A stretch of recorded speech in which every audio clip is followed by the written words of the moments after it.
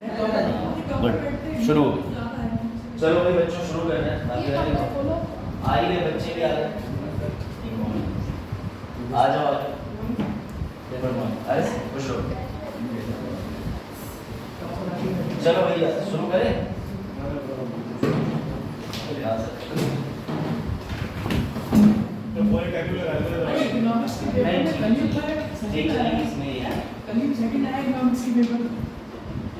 हाँ भाई कल तो इकोनॉमिक्स में किसने टॉप करा? आलोक ने। अरे आलोक आज घर पे टीका लगा के और एकदम पूजा पाठ कर रहा होगा। अरे फर्स्ट टाइम वो रिजल्ट आलोक की दीवार पे चिपका रहेगा सिलेक्शन तक। लेकिन अच्छी बात, वो रिजल्ट कहीं और भी गया होगा।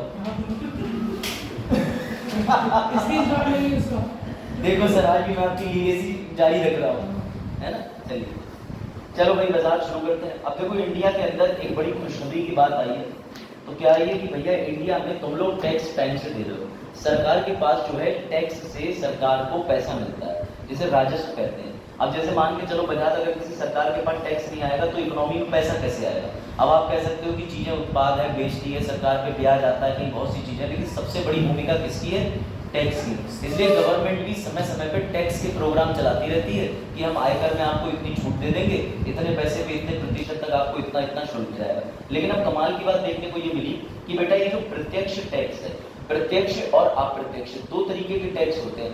ये कभी मत भूलना कि जीएसटी इनडायरेक्ट है, डायरेक्ट नहीं है। आप जीएसटी को डायरेक्ट नहीं देते, आप कोई प्रोडक्ट खरीदते हो तो उस प्रोडक्ट पे जिसने वो बनाया है, लाया है, बेटा वो उस प्रोडक्ट का टैक्स देता है। डायरेक्ट टैक्स कौन सा होता है? जैसे मान के चलो सैफ है, मैंने कहा सैफ तुमने इस साल 10 लाख रुपए कमाए हैं तो मुझे 5% पैसा दो, तो ये पैसा देंगे और कोई नहीं देगा, ये डायरेक्ट टैक्स। बेटा डायरेक्ट टैक्स को लिखते चलना। डायरेक्ट टैक्स बजाय 3 प्रकार के होते हैं। सबसे पहला होता है आपकी इनकम पे लिया जाने वाला टैक्स, दूसरा होता है कॉर्पोरेट टैक्स, तीसरा होता है एसटीटी यानी शेयरेबल यानी कि शेयर ट्रांसफरेबल टैक्स। इसे कहते हैं प्रतिभूति विनय कर। मैं तीनों रिपीट कर दे रहा हूं, आप लिखेंगे टैक्स, ऐसे करके लिखिएगा। ओके मैं भी आपके साथ लिख लेता हूँ। हाँ मैं आपको बताता हूँ, ऐसे करके बनाइएगा, ठीक है। आ जाओ इस तरीके से लिखिए टैक्स। टैक्स को हिंदी में कर कहते हैं और राजस्व भी कहते हैं, ठीक है बेटा। ये टैक्स की प्रणाली के लिए किस शासक को जाना जाता है? तो अलाउद्दीन खिलजी को मार्केट व्यवस्था के लिए, टैक्स लगाने के लिए, इन सब प्रणाली के लिए बहुत अच्छे से जाना जाता है। जब लेखपाली का 2016 में इंटरव्यू हुआ था तो उस लेखपाली के इंटरव्यू में पूछा गया कि बताओ आप तो लेखपाल बनने जा रहे हो, जमीन नापनी पड़ेगी। सबसे पहले भारत में नापदंड प्रणाली यानी मापदंड प्रणाली किसने शुरू करी? तो अलाउद्दीन खिलजी ने ही सबसे पहले लैंड मेजरमेंट सिस्टम करा था। ये ध्यान रखना। तो वो लोग कहीं से कुछ भी पूछ लेते हैं, खासकर पीसीएस लेवल के एग्जाम में। आईएएस में तत्व नहीं पूछे। आईएएस में आपसे ये पूछ लेंगे कि भूमि मेजर करने के फायदे क्या हैं। तो आप कह दोगे सर फायदे तो यही है, पता रहता है ना कि हमारी भूमि कितनी है, कौन सी भूमि कितनी नहीं है। तो ये चीज है बेटा। टैक्स के आगे आप लोग ऐसे करके स्लैब बनाइएगा और दो इस तरीके से लिखिएगा। सबसे पहला आता है डायरेक्ट, ठीक है, ये छोटा छोटा लिखते चलिएगा, और इनडायरेक्ट। अरे आ जाओ पुरुषोत्तम, वैसे ओम भाई वास्तव में बहुत मेहनत कर रहे हो, ठीक है। लिखते चलिए बेटा। डायरेक्ट के अंदर 3 प्रकार के टैक्स होते हैं। एक आपका होता है जो आपकी सैलरी पे लगता है, इनकम टैक्स लगता है। और दूसरा बेटा कौन सा होता है? जो कंपनियों से लिया जाता है।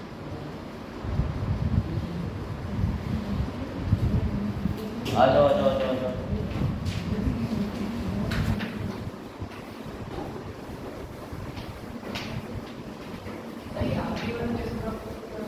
आखिरी वाला अभी बता रहा हूँ आपको, यही तो सबसे इंटरेस्टिंग है।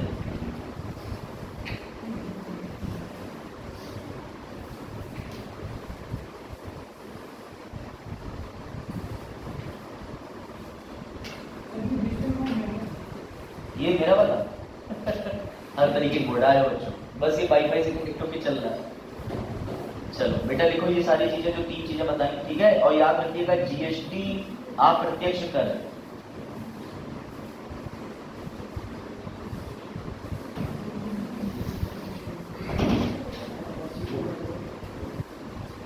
ये बनाते चलिए।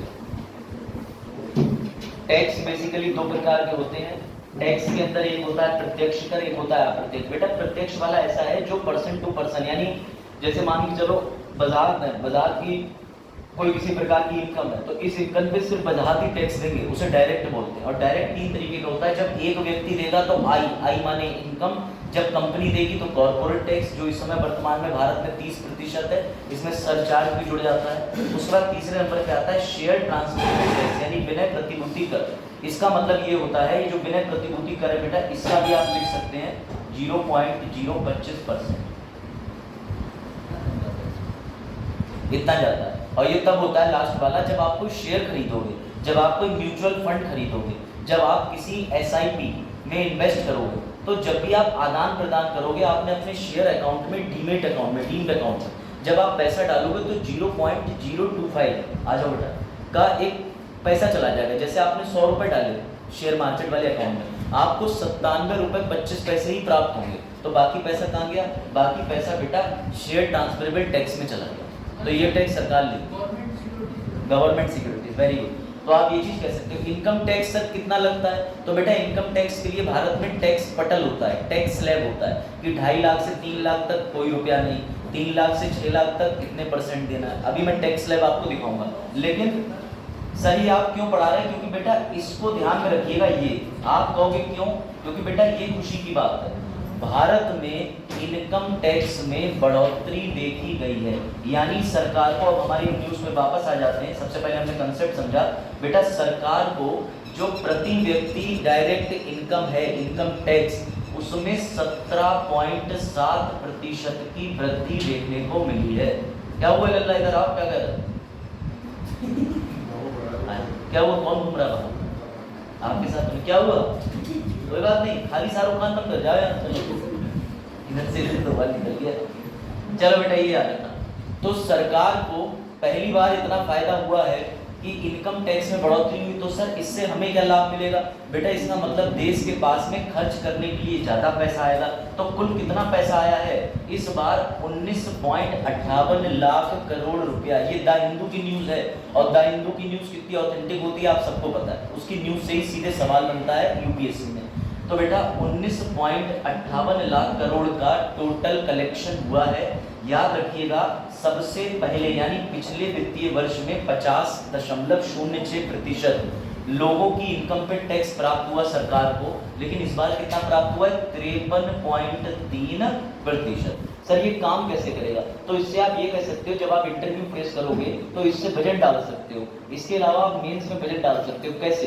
कि भारत में इनकम टैक्स बढ़ोतरी के लिए सरकार ने क्या प्रयास करे जिससे 3% का भारत में आयकर कर बढ़ गया सरकार। तो इससे सरकार ने इस बार पता है क्या करा? नोटिस बहुत भेजे, थोड़ा सा नियमों में सख्ती से पालन किया, और वास्तव में जो नोटिस में लिखा होता था वो कार्रवाई कर दी। इस वजह से टैक्सेस बढ़े। GST तो है, लेकिन बेटा ये डायरेक्ट टैक्सेस की बात है। जो आप बात कर रहे हो इनडायरेक्ट में आ जाएगा।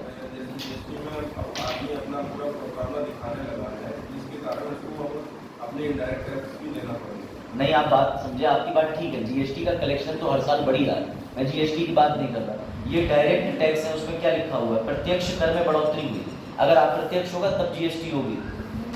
जैसे GST में हमने अपनी इनकम ही दिखा दी है 10 लाख रुपए, तो सिंपल सी बात है। अच्छा, आप व्यापारी के परिवेश से कहना चाह रहे हैं दुख की अब हमें ट्रांसपेरेंसी लानी पड़ेगी।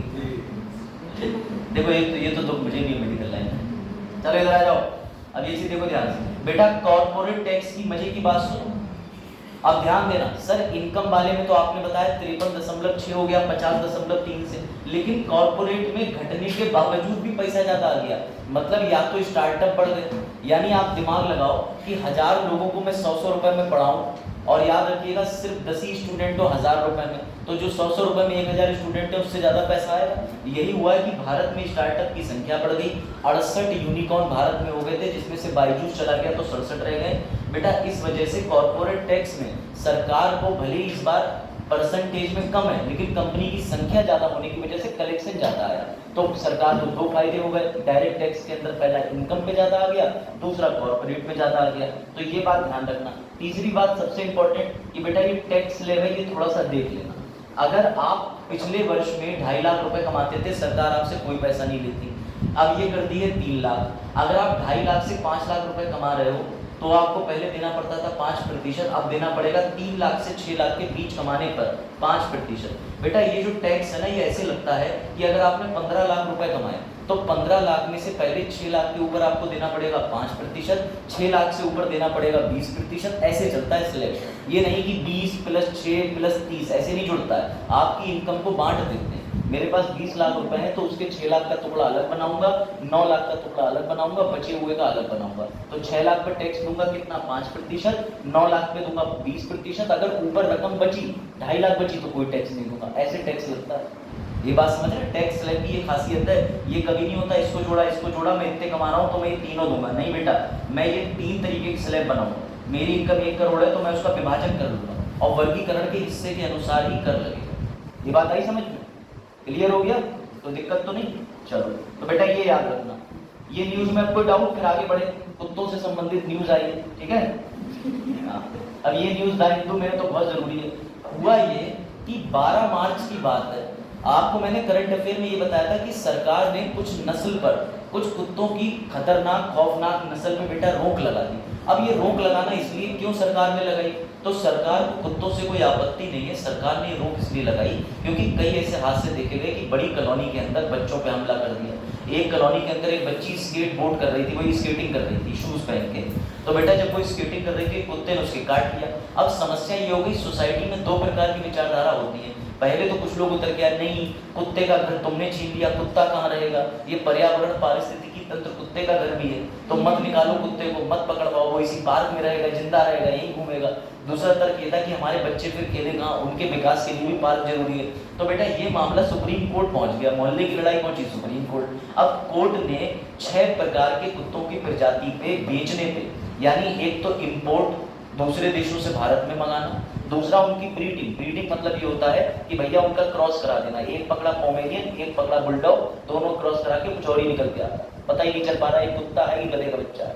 तो भैया ऐसा इन्होंने करा दिया। तीसरी चीज हो गई बेचने की। तो अब अगर आप इन तीनों में से किसी काम में इंडल जाए या तुम्हें लग रहा है कि कुत्ते का आयात निर्यात कराना है, तो भैया नियम पढ़ लो। तीसरी बात ये आती है, कोर्ट ने जब ये बात कही कि 6 नस्ल बंद कर दो, तो मजे की बात सुनो, जानवरों की सुरक्षा के लिए भारत में एक संस्था काम करती है जो कि अंतर्राष्ट्रीय है, जिसका नाम है पैटा। पैटा के बारे में सुना है? Prevention of ethical treatment towards animal, यानी जानवरों के प्रति जो है वो नीतिगत अच्छा व्यवहार करने की एक संस्था। बेटा ये जो संस्था है, इसने कमाल की बात सुनो, इसने सरकार से खुद रिक्वेस्ट करी है कि सच में इन 6 नस्ल पर बैन लगा दो। तो आप कहोगे इसने ऐसा क्यों कहा? क्योंकि बेटा शेर को बांध के नहीं रखा जाता। ये जो कुत्ते हैं इनकी नस्ल आक्रामक है, यानी इनकी आक्रामक जो वो क्या कहते हैं इसको, अगर शब्द प्रोनाउंसिएट कर रहा हूँ, आक्रामक प्रवृत्ति, अब सही बोला, इन्वेसिव। तो बेटा ये इस तरीके की इन्वेसिव प्रजाति है कि ये आक्रमण करना जानती है। अब तुम सोच के देखो, ऐसे कुत्तों को, खासकर अगर तुमने कोई साइबेरिया या तुमने कोई रशियन ब्रीड को अपने यहाँ इंडिया में लिया है, अब वहां वो -40 डिग्री तापमान में मजे से रहता था, घास में हस्की नाम का कुत्ता कूद रहा था, तुम लेके आ रहे हो 50 डिग्री तापमान पीलीभीत में, तो एक तो वो दिमाग से वैसे ही हटा हुआ, ऊपर से वो पागल हो जाएगा। तो ऐसा वास्तव में देखा गया। अरे आलोक वेरी गुड, देखा टीका तो लगा नहीं, वो प्रेडिक्शन मैंने पहले ही कर दी थी, बैठ जाओ। हाँ तो बहुत कुछ होगा, बैठ जाओ, सर ने पहले ही प्रेडिक्शन कर दी तुम्हारे।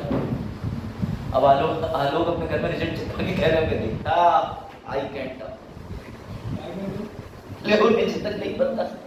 अरे आ जाओ, ये लोग तुम्हारी बच्चे खिंचाई कर रहे हैं इकोनॉमिक्स में। नहीं, इकोनॉमिक्स में तुम्हारा नंबर रैंक 1 आई है, खुशी की बात। तो हम लोग ये कह रहे हैं ये तो सत्यता है कि बात तो सही। 34-33 में पास हो गए। ये बात, ये तो फिर आपने वास्तविकता का बोली। चलो यार, इसका मतलब आलोक धरातल में है।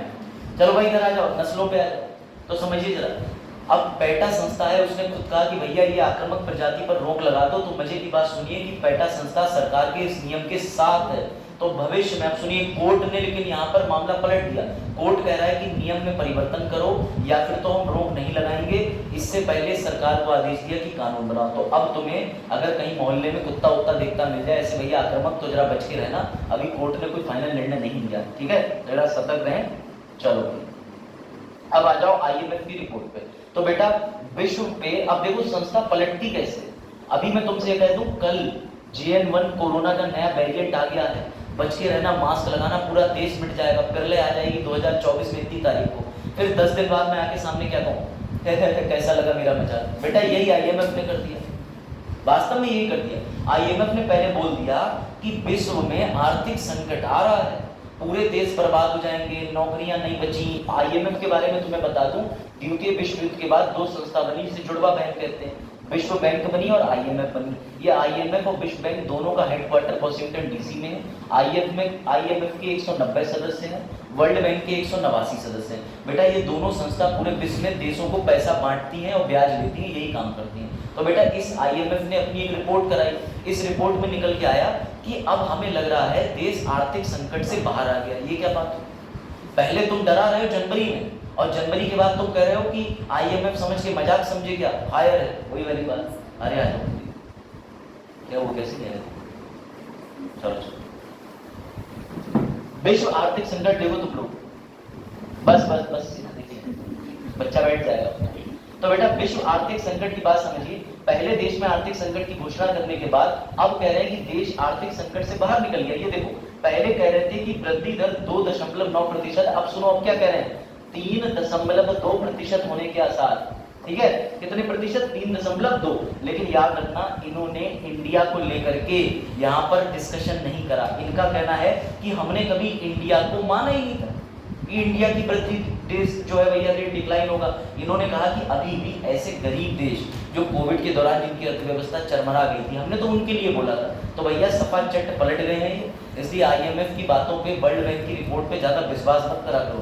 ये सब भारत के अंदर आते हैं, भारत की इंसल्ट करके जाना चाहते हैं, ये ध्यान रखना। और वैसे भी अभी तक वर्ल्ड बैंक कह रहा था कि भारत का विकास दर चल रहा है 7.5% रहेगा, तो हमारे RBI ने कह दिया हमें पता है 7% है। ये कह रहे हैं महंगाई ज्यादा रहेगी। मैं तुम्हें अभी बता दूं, जितना अभी चल रहा है स्टेबल, अगर विश्व युद्ध 3 नहीं हुआ तो इतनी स्टेबिलिटी और 10 साल तक चलेगी। पेट्रोल के रेट ऑटोमेटिक बढ़ेंगे जब इन BS6 इंजन से चेंज हो जाएंगे, ये पहले सुन लो। और इलेक्ट्रिक व्हीकल जो आ रहा है, इसके चार्जिंग पॉइंट वगैरह बढ़ेंगे, तो इलेक्ट्रिक व्हीकल की तुम्हें कीमत बहुत ज्यादा मिलेगी, क्योंकि उन्हें भी पता है कि घर पे बत्ती से चार्ज कर लेंगे। तो ये समझ लीजिएगा, इसलिए इलेक्ट्रिक व्हीकल की कीमतें बढ़ेंगी, अभी से सुन लो। क्योंकि 60,000 में स्कूटी मिलती थी, अब 1.5 लाख में ओला वाली आ रही है, अभी और भी आएगी। तो ये ध्यान रखिएगा IMF की। चलिए, अच्छा पानी की समस्या कितने लोग मानते हैं कि हाँ है? तो बेटा दारिंदु कह रहा है अगर है तो जरा ये बताओ, फिर तुम इसके लिए कोई स्थायी विकल्प क्यों नहीं खोज रहे हो? अब तुम कहोगे स्थायी विकल्प क्या? हर साल पानी की समस्या हो रही है, वाटर लेवल कम हो जा रहा है। अभी हमने देखा कि कर्नाटक के CM के घर पानी की सप्लाई नहीं है। अब भैया मध्य प्रदेश में भी एक जगह पे देखने को मिला कि वहां पर सभी के घर में पानी नहीं आया। जब पता चला कि कर्नाटक का पानी का जो स्तर होता है वो बिल्कुल कम हो गया। जरा बुद्धि लगाओ, अगर जमीन के नीचे पानी है 200 फीट पे, तो तुम पीने के लिए पानी ले रहे हो, तुम्हारे यहाँ मोटर चल रही है डेली, वो पानी कहाँ से ले रही है? भूमिगत जल से ले रही है। नल भी आज के गाँव में नल भी चल रहा है, नल बंद नहीं हुए। मेरे घर में भी नल है, मैं भी चला लेता हूँ, क्योंकि कहते हैं भैया नल चलाओ स्वस्थ रहोगे। ऐसा कुछ नहीं है, चला लेते हैं, अच्छा लगता है। तो नल का पानी आप कहाँ से निकाल रहे हो? ग्राउंड वाटर निकाल रहे हो। वास्तव में आप में से कई लोग नल तो होंगे ना, संभाल के रखना, म्यूजियम में लगेंगे एक दिन नल। अपनी आने वाली जनरेशन को नल बताया करोगे हम चलाते थे, ऐसे पानी निकालते थे, ऐसे कुएं बंद। तो ये समझिएगा, अब जब पानी का लेवल बिल्कुल चला जाएगा तो 2 समस्या होंगी। एक तो ये होता है कि कहीं पर पानी के लेवल के ऊपर मिट्टी की परत है, अगर पानी का लेवल खत्म हो जाएगा तो भैया भूखलन की समस्या बढ़ सकती है, उस जगह पे जमीन कोलैप्स हो सकती है। दूसरा, जब पानी ही नहीं रहेगा तो पियोगे क्या? तीसरी बात चौंकाने वाली, दारिंदु कहता है कि 18% भारत की जो पूरी आबादी है वो दुनिया की आबादी की कितने प्रतिशत है? 18%। लेकिन पूरे भारत में पता है पीने के लिए साफ पानी कितने प्रतिशत? ये देखो, ये सिर्फ भारत की बात हो रही है। अगर पूरी पृथ्वी की बात करो 1.2% ही जल है जो हम पी के काम चला रहे हैं, और जबकि 71% जो पूरा अर्थ है वो पानी का बना हुआ है। लेकिन जल कितना सही है ये वाला। हमें इजराइल ने एक गाड़ी दी थी, वो इंडिया के PM ने दौड़ाई हुई थी समुद्र तट के किनारे, कि वो पानी ऑस्मोसिस से बदल रही है, रिवर्स ऑस्मोसिस कर रही है, ये कर रही है। भैया वो गाड़ी आज के डेट में कचरा वाली गाड़ी बनके खड़ी है कहीं। अब तुम कहोगे तो समुद्र से पानी फिल्टर क्यों नहीं करते? करते हैं, प्लांट लगे हैं कई समुद्री इलाकों में। लेकिन ये इतना कठिन और इतना जटिल और इतना ज़्यादा एक्सपेंसिव काम है कि पानी से खारापन निकाल के फिल्टर कई स्टेज में करके उसे पहुंचाना, तो पानी की समस्या अभी वर्तमान में बहुत ज़्यादा बढ़ रही है। ये चीज़ ध्यान रखिएगा। अब आगे क्या होगा, कैसा होगा, तो दारिंदु कहता है कि अभी से ध्यान दे लो। फिर एक मजे की बात सुनो, हम कह रहे हैं कि हम हरित ऊर्जा लाएंगे, यानी हम ग्रीन एनर्जी बनाएंगे। ग्रीन एनर्जी का मतलब समझ रहे हो? जट्रोबा का पत्ता, इससे पेट्रोल बनाएंगे, एथेनॉल मिलाएंगे, लेकिन जरा ये बताओ पौधे को बड़ा होने के लिए क्या चाहिए? सूर्य का प्रकाश और जल। तो अरे भैया जब पानी नहीं होगा तो हरित ऊर्जा आ जाएगी? नहीं आएगी। तो बड़ा अच्छी द हिंदू ने गजब रिसर्च करके ये आर्टिकल छापा है और उसने बढ़िया इंसल्ट करी कि तुम ग्रीन हाइड्रोजन ये सारी योजनाएं जो लेके आ रहे हो सब धरी की धरी रह जाएंगी। ठीक है, तो याद रखना पानी का संकट जो है उससे इन्होंने बहुत जबरदस्त बात बताई। अगर तुम पानी के संकट से नहीं निपट पाए तो भविष्य में 2200 रुपए प्रति व्यक्ति का भार पड़ेगा पानी की समस्या का, और ये हो चुका है। आप बाहर जाते हो तो आपने कभी सोचा था कि 20 रुपए का पानी 1 लीटर पियो, और घर से पानी लेके जाते हो तो भी समस्या ये है कि हम गर्म नहीं पिएंगे, बिसलेरी ले लेंगे। सर आप बिसलेरी क्यों कह रहे हो? क्योंकि भैया राजस्थान में बिसलेरी और बिसलेरी का विवाद था, मतलब ओरिजिनल कंपनी बिसलेरी, तो बिसलेरी ने खुद को ओरिजिनल करके बेच दिया।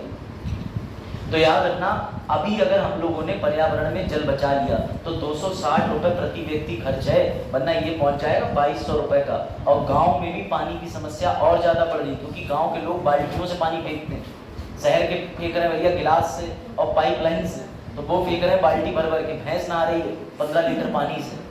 अब भाई भैंस को नहलाना भी तो जरूरी है, भैंस को स्वच्छ साफ नहीं रखोगे तो सप्लाई कैसे होगी मिल्क की? अब वो तो जमाने चले गए, तालाब इतने गंदे हो गए, वरना पहले भैंस सहित जो है, मैंने ऐसे भी दिन देखे हैं, खुद भी गया हूँ मैं, भैंस के ऊपर बैठे जब छोटे थे तालाब में एंट्री मारनी। अब भैंस तो आराम से खड़ी है कीचड़ में, आराम से मस्त होकर बैठी, उसके ऊपर हम भी बैठे और पूरा गाँव बैठा है। अब उस समय बचपन में क्या शायद, ठीक है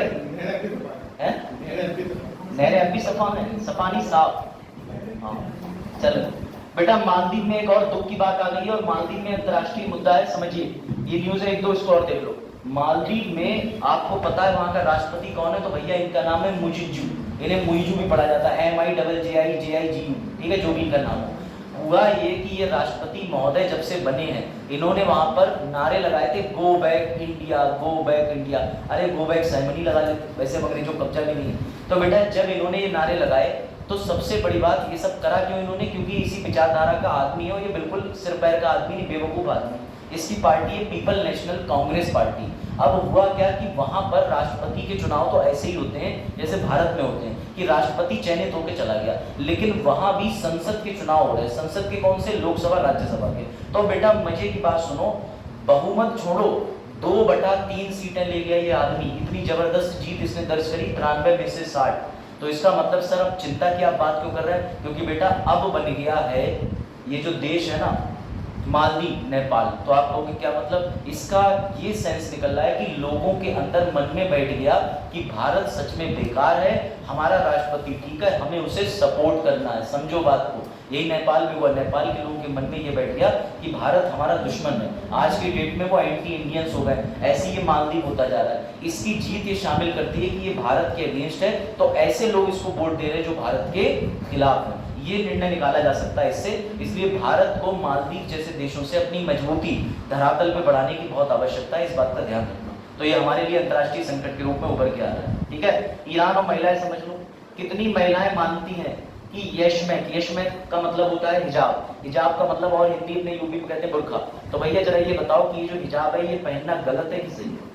ये मैं आपके छोड़ता हूँ, बताओ गलत है कि सही है? क्या लगता है? इसमें अपना अपना मत अलग अलग हो सकता है। कोई लड़की कह सकती है मैं धार्मिक हूँ, मैं पहनूंगी, कोई कह सकती है उसे रिलीजन की कि मेरा मन नहीं, मैं नहीं पहनूंगी। बेटा ऐसा ही कुछ देखने को मिला ईरान में। एक तो ईरान इजराइल इस समय वॉर पे है, लेकिन एक समस्या हो गई, ईरान के अंदर खुद की एक फोर्स है। तुमने कभी इस चीज की पुलिस देखी है?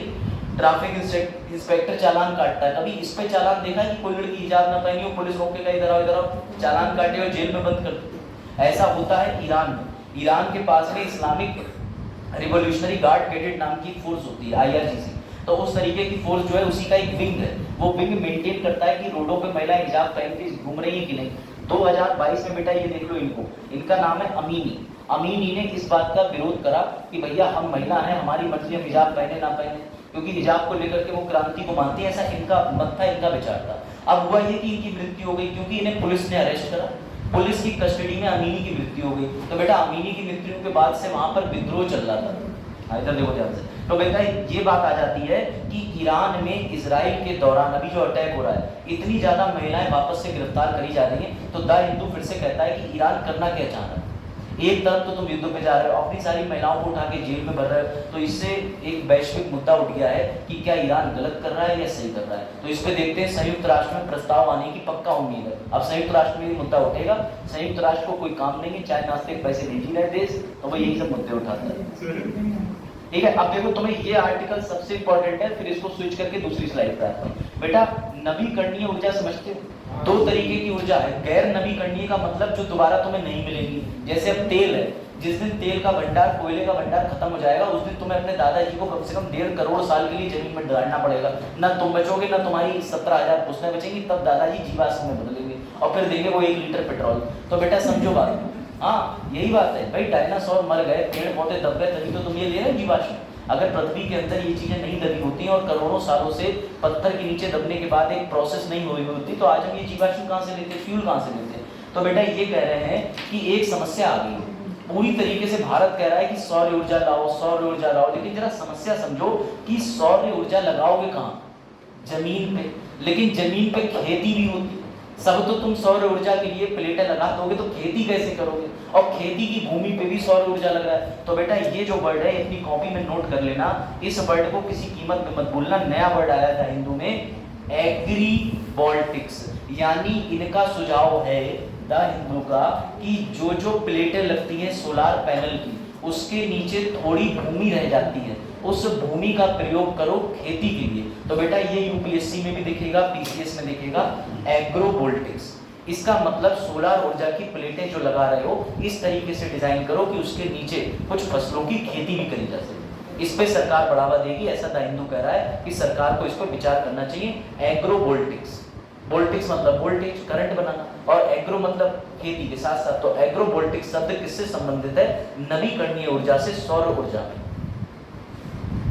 ठीक है, उदाहरण भी लिखा है कि सोलार पैनल के बीच में कृषि, पशुपालन आदि की व्यवस्था। आपको पता है चीन इतना उन्नत है, चीन क्या करता है, चीन अपने जब चावल बोता है तो चावल के खेत में पानी भर देता है, मैंने आपको बताया था एनवायरमेंट में, और उसी में छोटी छोटी मछलियां छोड़ देगा।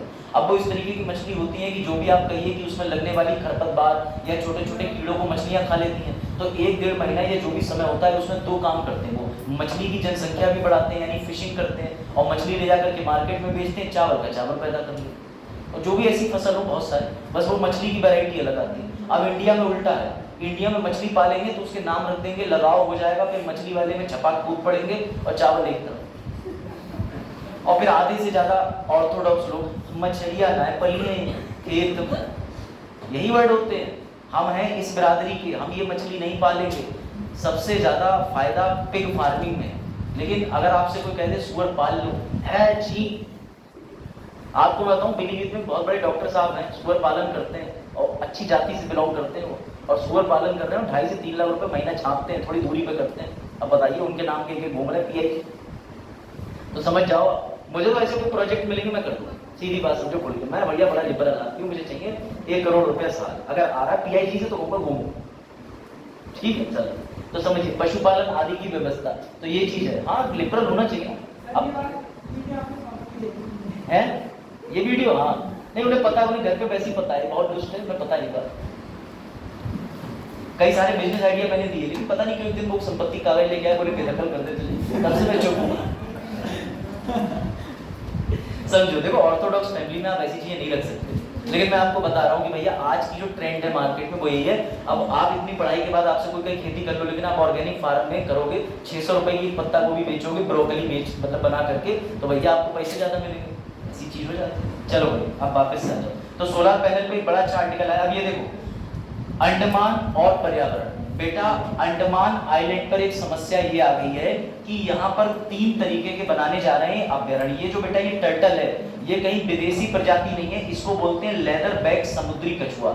इसका आकार बहुत बड़ा होता है, ये बड़े सुस्त होते हैं, ये ठंड और तरावट लेने बाहर आते हैं, तरबूज खा के मस्त रहते हैं, छोटी घास फूस खाते रहते हैं और किसी को काट के नुकसान नहीं पहुंचाते, लेकिन ये शर्मीले होते हैं, जब कोई इंसान देखते हैं तो नीचे भाग जाते हैं। ये इनकी विशेषता है। ये पाए जाते हैं अंडमान निकोबार आइलैंड पे या कई द्वीप समूह पे पाए जाते हैं। इनका नाम क्या है, लेदर बैक, याद रखना। तो बेटा समस्या ये आ गई है कि इनके लिए बचाने के लिए अभ्यारण्य बनाया जा रहा है, कहाँ, अंडमान निकोबार आइलैंड पे। लेकिन यहाँ पर सरकार ने गलती कर दी बेटा, जितने स्थानीय लोग हैं उनसे राय मशवरा सलाह लिया ही नहीं। तो इस पे ये दायित्व कहना चाहता है कि अगर कहीं पे कोई लोकल जानवर को संरक्षण करना है तो वहां की जनजाति या लोकल पीपल को तुम्हें इन्वॉल्व करना पड़ेगा, नहीं करोगे तो संरक्षण नहीं होगा। क्यों?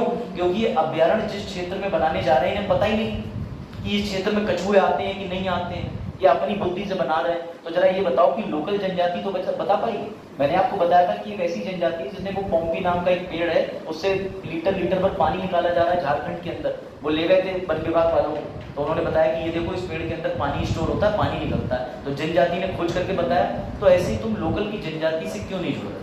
तो ये दायित्व ने इस लेख में कहा कि भैया है लेदर बैग, ये लिखा है, ये लेदर बैग समुद्री कछुआ, बड़ा मस्त कछुआ है ये रहा, ठीक है।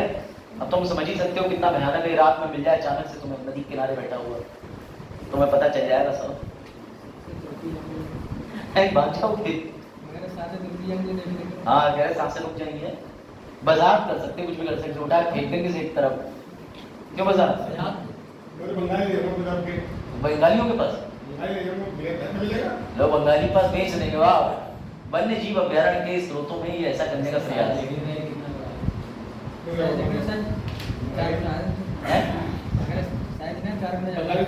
हाँ बिल्कुल बिल्कुल, आपको बंगाली समुदाय कछुए के साथ खुद भी रोक लेंगे, कहेंगे दोनों चीजें रोकनी चाहिए, एक तो हमारा स्वादिष्ट व्यंजन है और एक मानवता के लिए खतरा।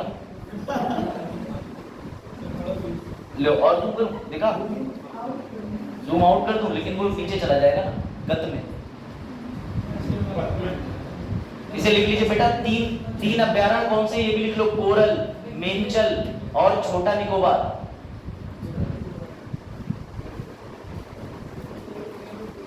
कोरल, मेंचल, ठीक है, छोटा निकोबार का ये मेगापोड अभ्यारण्य। तो कोरल है, मेंचल है, मेगापोड है, ये ध्यान रखना, ये आएंगे खबरों में। Coral, Menchal, megapode. बेटा मेगापोड तो बड़ा अच्छा नाम है, चल रहा है आर्टिफिशियल इंटेलिजेंस से रिलेटेड। कोरल, मेंचल। अभी आप ये देखोगे जो मैं आपको डेली वाले करंट अफेयर भी करा रहा हूँ, उसके अंदर आप देखना द हिंदू से बहुत से डेली करंट अफेयर, जैसे वो सांप वाला, वासुकी वाला बड़ा चर्चा में, 4.7 करोड़ वर्ष कच्छ गुजरात के पास पाया गया है ना, वासुकी इंडिकस नाम का सांप, वो भी आया। और रुड़की ने फाइंड करे उसके अवशेष, IIT रुड़की। लिख लिए? बातें करते करते कैसे लिख लेते हो, टैलेंटेड हो तुम लोग। गुड, चलो भैया अब देखें इसके बाद कुछ बचा। हाँ ये लो, इसका उत्तर दो जरा, मजा आ जाए। निम्न में से कौन सा कथन सत्य है? बेटा देखो प्रश्न भी आ गया, एग्रीवोल्टिक्स में सौर ऊर्जा और कृषि का मिलाप किया जा सकता है? बताओ बेटा। तो पहला है बिल्कुल उचित। ऐसे ही प्रश्न आएगा, देख लो, बातें बाद में कर लेना, बातें करोगे 1.5 घंटे में और कुछ नहीं करोगे। देखो इधर, इससे नवीकरणीय ऊर्जा के लिए भूमि अधिग्रहण की प्रक्रिया सरल होगी। बिल्कुल सही, क्योंकि बेटा नवीकरणीय ऊर्जा का मतलब होता है रिन्यूएबल, और रिन्यूएबल कौन सी? अक्षय ऊर्जा, वही पवन ऊर्जा, और उसके बाद सौर ऊर्जा। चलो भाई अब इसके बाद अगले प्रश्न पे आ जाओ। हाँ चलिए,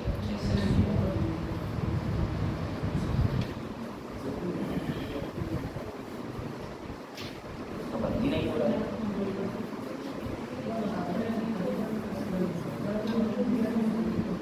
लो थैंक यू। क्या नहीं चला?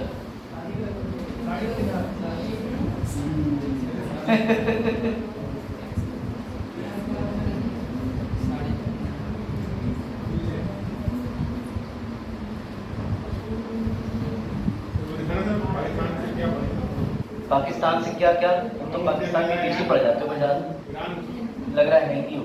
चलो रुक जाओ।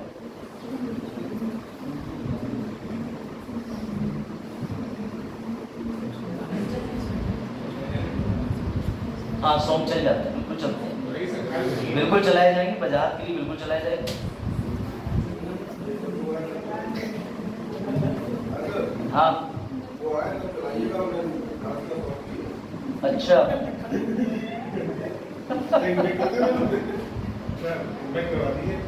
क्या करवा दे? चलो इसको रीस्टार्ट कर लें तब तक।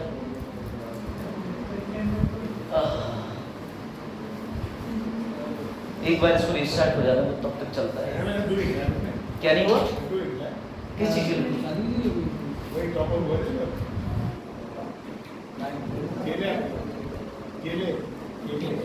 इन्होंने स्टेटस देख लिए होंगे इंग्लिश वाले रिजल्ट के।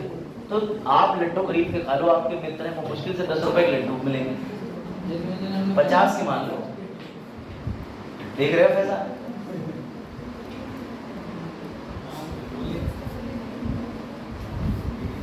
तो बाजार तुम पोटा जाओ तभी लड्डू मिलेंगे, कल किराया खर्च करके जाओ लड्डू लेके खा लो। आज जाएंगे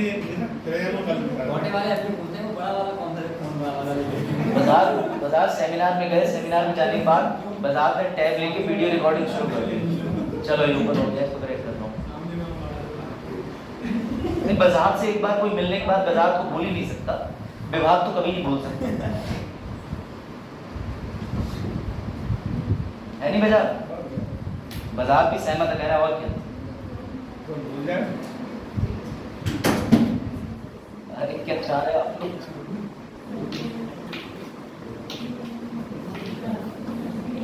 बस एक मिनट और। क्या चीज? खड़े होके अगर हम पढ़ा ही पाते तो बात ही क्या है? चलो हो गया कनेक्ट, चिंता की बात नहीं।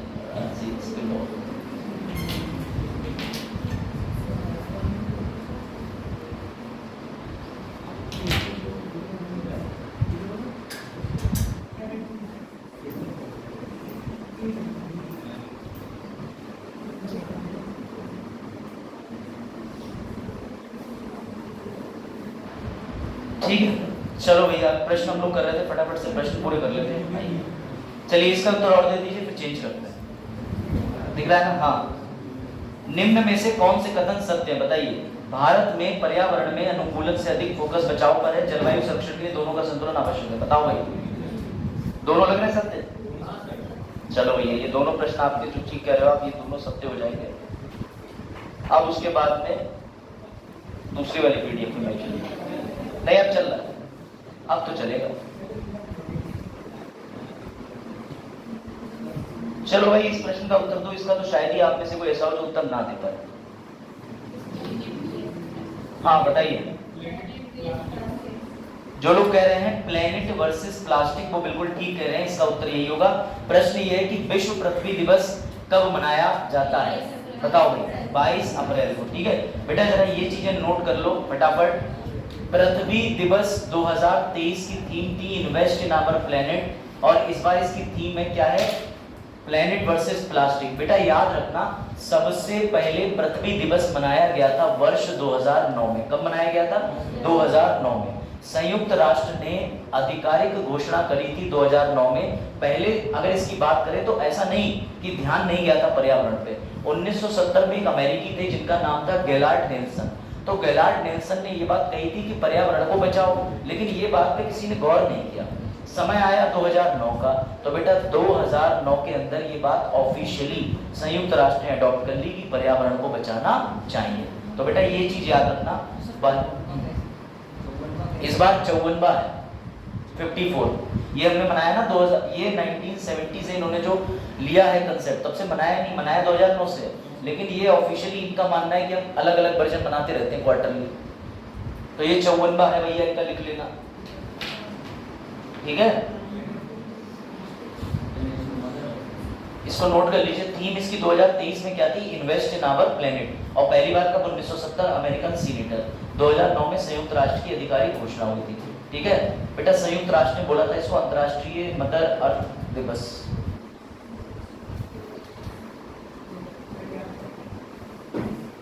लिख लिया? गुड। चलिए भाई याद रखिएगा, थोड़ा कॉन्स्टिट्यूशन का रिवीजन कर लें। हाँ बिल्कुल सही बात है, लेकिन ये हम अंतर्राष्ट्रीय संबंध में डिस्कस करेंगे। इधर देखिए, डीपीएसपी आपको पता है राज्य के नीति निदेशक तत्व कहां से? 36 से 51। फंडामेंटल ड्यूटी 51A और मौलिक अधिकार 12 से 35 तक। तो बेटा तीनों में पर्यावरण का जिक्र है, एक में नहीं तीनों में। याद रखना कैसे? अनुच्छेद 21 बात करता है राइट टू एनवायरनमेंट। हाल ही में इसमें कौन सा राइट जोड़ा गया है फंडामेंटल में? बताओ। फैजान ने क्वेश्चन भी डाला था, जलवायु परिवर्तन को लेकर के डाला गया है right to climate change is a fundamental right. कौन से अनुच्छेद? आर्टिकल 14 और 21। ऐसे मत भूलो, अभी थोड़ी देर के बाद कोई आएगा फिर पूछेगा बताओ लोकसभा कौन कौन सी थी। कौन कौन सा जलवायु जुड़ गया, पॉलिटी का आर्टिकल 21 बताओ, तब तुम कहना पढ़ा ही नहीं। चलो देखो इधर, हाँ सुप्रीम कोर्ट ने लगाई है, संसद ने लगाई। किसने? सुप्रीम कोर्ट ने चलवाई। अब देखो ध्यान से बेटा, क्योंकि सुप्रीम कोर्ट के पास संविधान की व्याख्या करने का अधिकार है, वो कोई नियम बना के संशोधन नहीं लिख सकता, ये अधिकार लेजिस्लेटिव को है, संसद को। लेकिन उसने व्याख्या कर दी अनुच्छेद 21 के अंदर जलवायु परिवर्तन का सामान्य अधिकार भी है। अनुच्छेद 14 और 21 की बात हुई थी। अब वापस आ जाओ, अनुच्छेद 48 का ए जो है डीपीएसपी का, वो बात करता है किस चीज की, कि पर्यावरण को संरक्षित करने का हर संभव प्रयास करेगा राज्य, 48 ए के अंदर। और मौलिक ड्यूटी यानी तुम्हारा मौलिक कर्तव्य भी है 51 ए का जी, जो कहता है हर नागरिक को अपने आसपास का प्राकृतिक पर्यावरण बचा के रखना पड़ेगा, नेचुरल एनवायरनमेंट। तो बेटा ये याद रखना कि एनवायरनमेंट को लेके डीपीएसपी, फंडामेंटल ड्यूटी और फंडामेंटल राइट, तीनों में से याद रहेंगे, तीनों लिख देना। मेंस में यही चीजें तो लिखी जाती हैं। चलिए भाई इसको बताइए, त्रिशूर पूरम किस भारतीय राज्य में मनाया जाने वाला प्रसिद्ध मंदिर उत्सव है? बेटा इसका उत्तर है केरला। ये केरला में त्रिशूर नाम की एक जगह है, एक शहर है त्रिशूर नाम का केरल में। तो उस केरल में त्रिशूर नामक जगह के अंदर बेटा एक बनाया जाता है। ये देखिए, इसमें सबसे इंपॉर्टेंट बात यह है कि यहाँ पर एक मंदिर है, बड़कुनाथन मंदिर। यहाँ प्रभु शिव को समर्पित ये मंदिर है। और देखने वाली चीज ये है कि यहाँ इंटरनेशनल टूरिस्ट आते हैं। सर क्यों आते हैं? हाथियों की परेड कहीं नहीं होती, सिर्फ यही होती। हाथियों की परेड जहाँ एकमात्र जगह होती है वो है भगवान शिव का ये समर्पित मंदिर, बड़कुनाथ मंदिर, त्रिशूर शहर में, केरल में। मतलब क्या गजब बात है, इसमें हाथियों की परेड देखने के लिए अंतर्राष्ट्रीय स्तर के लोग आते हैं। सोचो, देखने वाली चीज की यूट्यूब पे वीडियो देख लेना, ये 2-3 दिन का फेस्टिवल होता है, आज यूट्यूब पे जाके थोड़ा सा देखना इसके बारे में, ये कैसे करके हाथी परेड करते हैं, बहुत अच्छा दृश्य दिखिए। शेरों की परेड करानी चाहिए। शेरों की परेड करानी चाहिए, पीलीभीत में, सही कह रहे हो। आपके अनुसार चलें, आपके अनुसार चलें तो फिर तो इंसान की में सुबह शाम परेड आप कराई दो, जानवर तो छोड़ नहीं।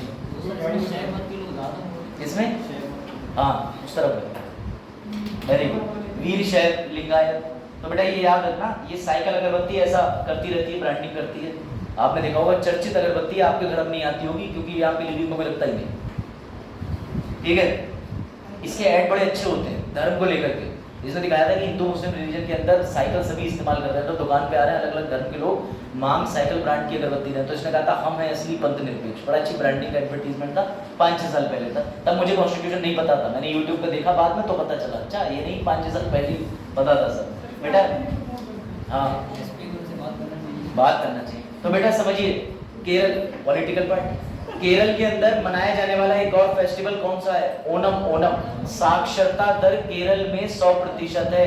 केरल के पास खुद का, केरल ने अपने मौलिक अधिकार अलग से उसके अंदर व्याख्या कर दी। ऐसा हाई कोर्ट को भी अधिकार है कि वो अपने राज्य के अंदर मौलिक अधिकार की व्याख्या कर दे। इन्होंने राइट टू इंटरनेट को फंडामेंटल राइट बना रखा है। इनके यहाँ के4 नेट चलता है। अगर तुम केरला में रह रहे होते तो तुम्हारे पास में कम से कम 200 MB तक का फ्री इंटरनेट मिलता, मतलब 200 MB स्पीड का अनलिमिटेड 1 महीने के लिए, हर महीने फ्री इंटरनेट। ये अपने यहाँ देते हैं ऑडियंस को। सबसे ज्यादा पढ़े लिखे लोग, साक्षरता दर इनके यहाँ। और इस समय सीएम कौन है? पिनराई विजयन, सुना है ना। और इस समय केरला को लेकर के विवाद चल रहा है। केरला ने पैसा मांगा था केंद्र से, केंद्र ने कुछ पैसा दे दिया लेकिन कुछ पैसा नहीं दिया। यहाँ पे गवर्नर कौन है? आरिफ मोहम्मद साहब। बेटा केरला रेन वाटर हार्वेस्टिंग करने वाला भी पहला राज्य था, दूसरा गुजरात। चलो इसका बताओ, ये बताओ ये आर्टेमिस समझौता है क्या? क्या है ये आर्टेमिस समझौता है क्या? है नासपीटा क्या? अरे मतलब समझ ही नहीं आ रहा। थोड़ा जोर से बोलो बेटिया, सही बोल रही हो। हाँ गुड, वेरी गुड। किस चीज के लिए काम आता है? मतलब ये क्या करते हैं स्पेस के अंदर? Space research. ठीक है बेटा, याद रखना आर्टेमिस जो है, आर्टेमिस समझ जाओ, ये मूलभूत से अमेरिका का प्रोग्राम है। इसमें अमेरिका क्या करती है? सबसे पहले तो ये होता है 39वां देश कौन सा है, तो याद रखना एक बड़ी कोचिंग ने गलती कर दी है, उसने स्वीडन डाल दिया है। स्वीडन 38वां है, 39वां कौन सा है? स्लोवेनिया है। मैं भी बता रहा हूँ एक बड़ी कोचिंग ने गलती कर दी है, वो इसको जब तक रेक्टिफाई करेगी। 3-4 सोर्सेज से मैंने चेक करा, फिर मैं ऑफिशियल वेबसाइट पे गया स्लोवानिया की, तो बेटा वहां पे मुझे ये मिल गया। ये देखो, ये स्लोवानिया की ऑफिशियल वेबसाइट है, इसमें लिखा है कि स्लोवानिया 39वां नेशन बना क्या समझौते पे साइन करने वाला? आर्टेमिस पे। तो इसलिए कंफ्यूज मत होना बेटा। इसके बारे में अगर कहें तो ये आर्टेमिस 2020 में लाया गया एक स्पेस प्रोजेक्ट है। इसमें कौन कौन से देश शामिल हैं ये देश के नाम लिख लो प्लीज, क्योंकि यूपीएससी समझौता नहीं पूछेगा, कौन कौन से देशों के मध्य समझौता है ये पूछेगा। लिखो ऑस्ट्रेलिया, कनाडा, और बेटा ये सब नक्शे पे मार्क कर लेना, मैं ही दे दूंगा तो पीडीएफ में नक्शा डाल के। इटली, जापान, लग्जमबर्ग, यूएई भी है। यूएई पता नहीं क्या हो गया जब से यूनाइटेड अरब एमिरेट्स को स्पेस प्रोग्राम, खूब सारे प्रोग्राम लॉन्च करने पर लगा है। अच्छा यूएई को पता भी था इनके पास में न्यूक्लियर वगैरह नहीं है, ये जानते हो ना इनके पास न्यूक्लियर वॉरफेयर नहीं है, अब ये स्पेस प्रोग्राम में कर रहे हैं, पैसे की कोई कमी नहीं है। इनसे सबसे ज्यादा पैसा देखना इलॉन मस्क ही उठाया, वो तो कह रहे ले आओ बनाओ नूर सैटेलाइट लॉन्च करेंगे हम, बनाओ राशिद 131। हाँ और क्या। तो बेटा ये आप लोग को कौन कौन से देश है? 1 2 3 4 5 6 7 देशों का समूह है, ये ध्यान रखना है। हाँ क्लाउड सीडिंग की वजह से बड़ा मजाक हो रहा है, कई जगह उसे बता दिया ऊपर वाले का कहर बरपा यूएई पे। कुछ लोग कह रहे हैं यूएई ने ये कर दिया वो कर दिया, मतलब कोई अपना सऊदी अरेबिया नहीं, यूएई तो अलग हो गया, अमीरात अलग है। कुछ कहता है वहां मंदिर का निर्माण हुआ है। हाँ नहीं, लेकिन वो तो बिल्कुल ही मंदबुद्धि है, फिर उन्हें ये पता ही नहीं है कि यहाँ हुआ ही नहीं है, वो अबू धाबी में हुआ है, उनको इसका तो पता ही। ये सब फालतू के एजेंडे चलते रहते हैं। क्लाउड सीडिंग के लिए एक बड़ी रोचक बात बता दूं, अमेरिका ने सबसे पहले ऑपरेशन पॉपाय चलाया था। उस पॉपाय में जब उसका युद्ध में, ये आपके द्वितीय विश्व युद्ध में ये पॉपाय नाम का इन्होंने चलाया, तो उस समय भी क्लाउड सीडिंग करके सेना पे भयंकर जलवायु परिवर्तन कर दिया था इन्होंने। तो बेटा अमेरिका ये बहुत पहले से कर रहा है। सबसे पहले क्लाउड सीडिंग 1950-52 के दशक में थाईलैंड ने करी थी, ये मत भूलना। और इसमें किसका प्रयोग होता है? सिल्वर आयोडाइड का। अभी ये भी पता चल रहा होगा तुम्हें कि एमडीएच मसाले सच नहीं है, कैंसर आ रहा है उनसे।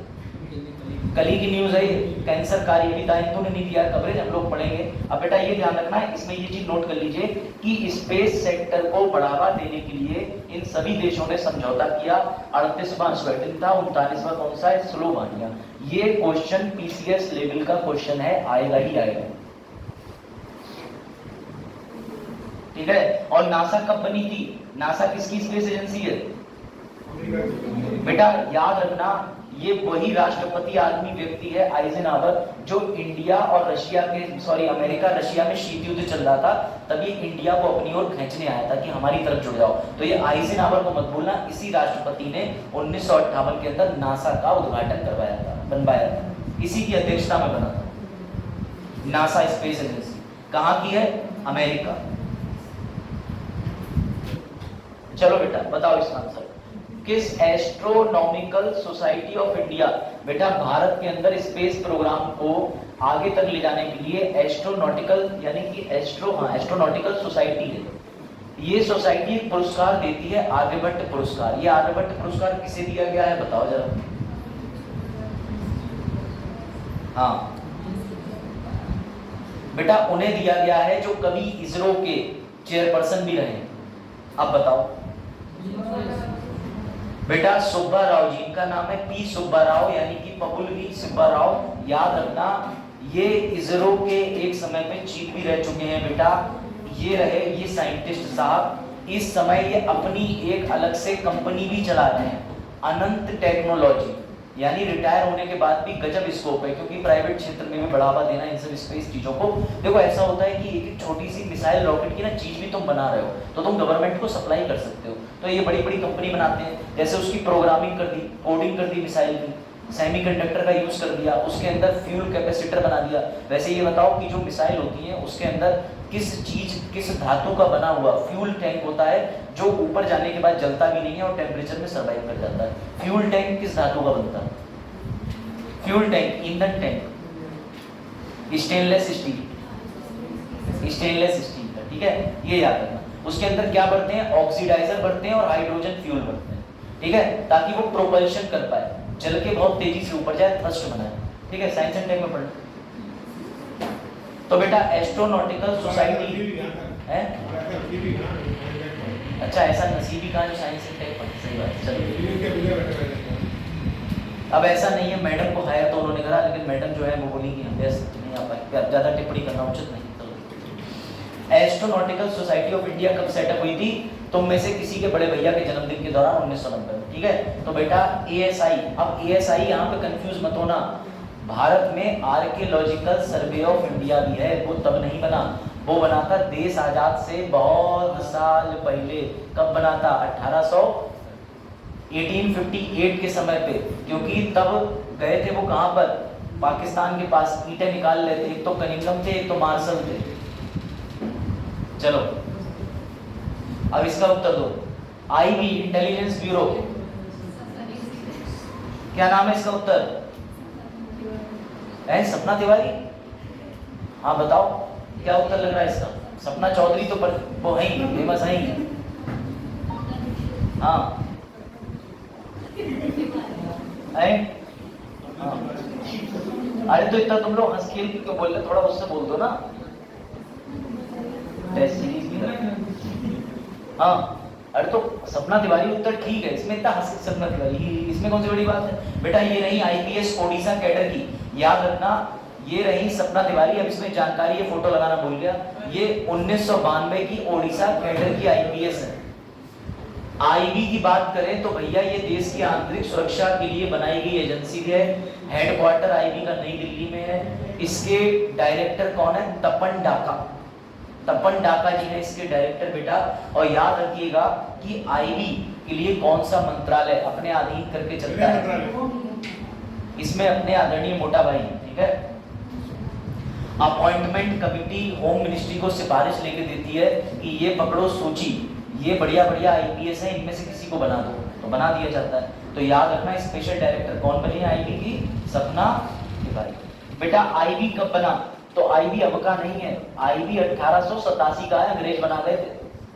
इंटेलिजेंस ब्यूरो हमने नहीं बनाया, अंग्रेज बना गए थे। वही आपका CBI Delhi police establishment act 1948 वाला जो मैंने पढ़ाया था, ऐसे IB कौन बनाया गया था? पहले IB का नाम देखो क्या है, आसूचना ब्यूरो। क्या बात, आसूचना यानी पता नहीं डिसइंफॉर्मेशन।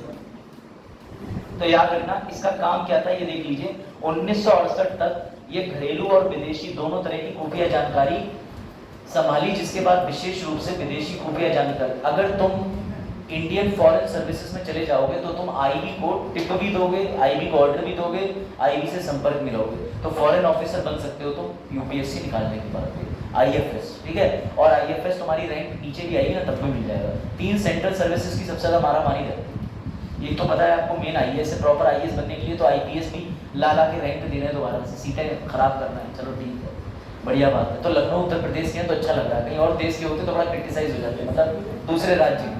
सर इस पे वो भी आने वाला है क्या? इलेक्शन बाद। हाँ, इलेक्शन बाद इस पे कैपिंग हो जाएगी। वो भी मतलब अगर IPS कैडर मिल गया आपको तो आप नहीं दे सकते जब तक आप रिजाइन ना कर दो, या रिजाइन करके लेंगे, या मतलब कार्यरत रहेंगे। तो ऐसा IFS में पहले था, लेकिन नियम बदल दिए। इंडियन फॉरेन सर्विसेज का ये था कि एक तो फॉरेन सर्विसेज के लिए कोई राजी नहीं होता, 1000 में से मुश्किल से 50 लोग कहते हैं कि हम जिंदगी भर चीन रहेंगे और चीन का खाना खाएंगे, सबसे बड़ी बात। तो इसके लिए क्या होता था पहले कि अगर तुम्हें IAS का एग्जाम देना है तो IFS से रिजाइन करके ही तुम IAS का एग्जाम दोगे, लेकिन गवर्नमेंट ने इसमें चेंज करेगी तो भैया दे सकते हो, अब तुम्हें रिजाइन नहीं करना पड़ेगा, क्योंकि लोग ट्रेनिंग पे दे लेते हैं एग्जाम। ट्रेनिंग के बाद बड़ी समस्या आती है, NOC नहीं देता विभाग कि हम तुम्हें पंजीकृत कर रहे हैं, जाओ पेपर दे आओ ना। ये ट्रेनिंग पीरियड में है बाबूजी। कल इनकी वीडियो आई है ललन टॉप न्यूज चैनल पे, तो कह रहे हैं कि हम परिवार के साथ डिनर करेंगे, यही हमारे लिए बड़ी उपलब्धि है। अरे जब तुम पहली बार IPS बने होगे तभी परिवार ने ढोल लगाड़े बजा दिए होंगे, क्यों दोबारा लड्डू बांटे, अब प्रॉपर IAS बन गए अब तो, है ना। तो देख लो भैया, IPS IAS में से IAS आप क्यों चूज करना चाहते हैं। अब तुम्हारे पास 5 उदाहरण है, क्योंकि इस बार टॉप 5 IPS ही हैं। बोल देना इंटरव्यू में जाकर के हम भी बनना IPS नहीं बनेंगे, क्यों? बनने के बाद फिर से IAS बनना है, सीधे IAS बनाओ। हाँ IAS बन जाएंगे, इतना आसान है। IFS बन जाओगे तो ठीक। आप बाला मिश्रा की तरह ना बोल है कौन से वाले? विपिन सर, अब तो फॉरेस्ट वाले अलग है।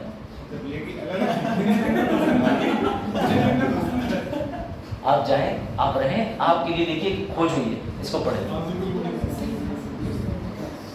चलो भैया बताओ, गुजरात में 4.7 करोड़ साल पुराने विशालकाय सांप के जीवाश्म मिला है। सांप के इस जीवाश्म को क्या नाम दिया है बेटा? इसका नाम है वासुकी इंडिकस। ये मैंने कल आपको बताया भी था। वासुकी इंडिकस की खोज करी है कच्छ गुजरात में। किसने? IIT रुड़की में। और इनका ये कहना है कि 47 मिलियन यानी 4.7 करोड़ वर्ष पहले जब इंडिया की प्लेट, अफ्रीका की प्लेट और दक्षिण अमेरिका की प्लेटें आपस में एक ही थी। सर क्यों थी? क्योंकि भैया ये समय के साथ टूट के अलग अलग भाग रही हैं, अभी भाग रही हैं। तो बेटा याद रखना कि ये बड़ा सांप पाया जाता था, ये 50 फीट लंबाई थी इसकी, यानी कि स्कूल बस के बराबर लंबाई, 10 से 15 मीटर की लंबाई। और ये भी मैंने कहीं पढ़ा कि ये सांप शाकाहारी था। अब ये भी सोचने की बात है, शाकाहारी था तो सर्वाइव कैसे करा होगा? और 26 फीट का सांप तो अभी अमेज़न नदी में देखा गया है ना, वो आपको मैंने दिखाया था कि 26 फीट लंबा सांप दिखा, जो कि सबसे लंबी प्रजाति बताई जा रही, वो भी शाकाहारी। तो मेरी समझ नहीं आ रहा, इंसानों को खतरा है। अब ऐसा इनका कयास है कि क्या पता, लेकिन अब देखते हैं। मुझे तो यही लगता है कि भैया हम ही लोग कृषि जानते हैं, हो सकता है कुछ और भी तत्व हो जो मानव को जिंदा रख सकता हो खा के। भाई हम लोग तो कृषि जानते हैं, क्योंकि सबसे पहले इतिहास में बकरी ने घास खाई, हमें लगा हम भी खाएंगे, जी खा रही है। अब वो कह रही थी मैं, तो हमने कहा मैं ऑल्सो, तो भैया घास खाई। बकरी ने पानी पिया, हमने किया, फिर बकरी ने गर्दन काटा। चलो भाई, चलिए भाई इसका उत्तर दीजिए। डॉक्टर मेलकम आदिशेषिया राष्ट्रीय पुरस्कार से किसे सम्मानित किया गया? बताओ भाई, बड़ा अच्छा प्रश्न। अमृतपाल गलत उत्तर। बेटा ये है प्रोफेसर सुरेंद्र एस जोधका साहब जो हैं, इनको सम्मानित किया गया है, ये आपको ध्यान रखना है। ये मेलकम आदिशेषिया पुरस्कार इसलिए होता है कि जब आप समाज के लिए कोई प्रतिष्ठित कार्य कर देते हैं, समाज सेवा, समाज के लिए बहुत बढ़िया काम कर दिया, तब ठीक है। तो डॉक्टर करेंगे ही, समाजी सेवा तो करेंगे। हाँ पैसा, अच्छा हाँ पैसा तो, इसके बारे में बताइए। हाल ही में किस राज्य ने मुलुगु और कोठागुडेम जिले में लौह युगीन स्थल की खोज की? बताओ। मुलुगु और कोठागुडेम जिले में लौह युगीन स्थल की खोज की, बताइए। बेटा इसका बिल्कुल मत भूलना, 3 युग हुए, पुरापाषाण, मध्य पाषाण, नवीन पाषाण। मध्य पाषाण जो समय था, उस समय की एक साइट मिली है, ऐसा समझो आर्कियोलॉजिकल साइट मिली है मध्य पाषाण काल की। कहाँ? तेलंगाना में। कहाँ मिली है? तेलंगाना में बेटा, जहां पर लोहा पाया गया। और ये सबको पता है कि पुरापाषाण में लोहा नहीं था, हम तो कहते हैं नवीन में था, जब कृषि शुरू हो गई, क्योंकि उसके बाद ताम्र पाषाण युग भी था। तो फिर ये मध्य पाषाण काल में लोहे की साइट मिलना एक अपने आप में अचंभे की बात है। तो इस पर खोज चल रही है, देखो कुछ नया खुलासा ना हो जाए। याद रखना, तेलंगाना मध्य पाषाण काल कब से कब तक था? 8000 से BC उल्टा चलता था, तो 8000 से 3000 ईसा पूर्व। लिख लिया? लो भैया इसका उत्तर दे लो। हाँ, लक्ष्मण तीर्थ नदी, प्रभु लक्ष्मण लिखना चाहिए था यहाँ, सॉरी। प्रभु लक्ष्मण तीर्थ नदी किसकी सहायक नदी है? बताओ। अच्छा बेटा कावेरी, कावेरी नाम की तो मेहंदी भी आती है। हाँ सबको पता, यही जानना था है। तुम लोग भाग भाग के दीदी के लिए जो है वो ला के दे रहे हो मेहंदी, और पढ़ाई नहीं हो पा रही घर में। चलो बेटा यही कावेरी, इसके बारे में ही तथ्य लिखो। कावेरी नदी की सहायक नदी है कौन? लक्ष्मण, प्रभु लक्ष्मण तीर्थ नदी। इसका उद्गम है ब्रह्मगिरी पहाड़ियों, कर्नाटक से, ये ध्यान रखना बेटा। ये कृष्णा राजा सागर झील में कावेरी नदी से मिलती है, लंबाई 180 किलोमीटर। ये सारे तथ्य कॉपी मान लो, क्योंकि PCS में नदियों में खोजबीन करा देते हैं। उन्हें ये लगता है कि अधिकारी बनने के बाद नदियां पार होंगी, नदी में जाएगा ये तो तुरंत बताएगा पानी छूके, ये उद्गम स्थल से आई 180 किलोमीटर। तो ज्योग्राफिकल भौगोलिक संरचना के बारे में PCS को बड़ा अच्छा लगता है पूछना, चक्रवात वगैरह तो खूब पूछता है।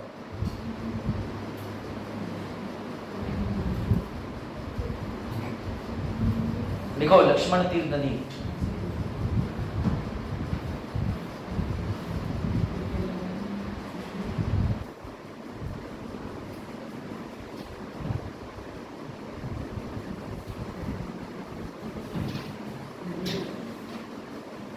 हाँ भाई लिख लिया?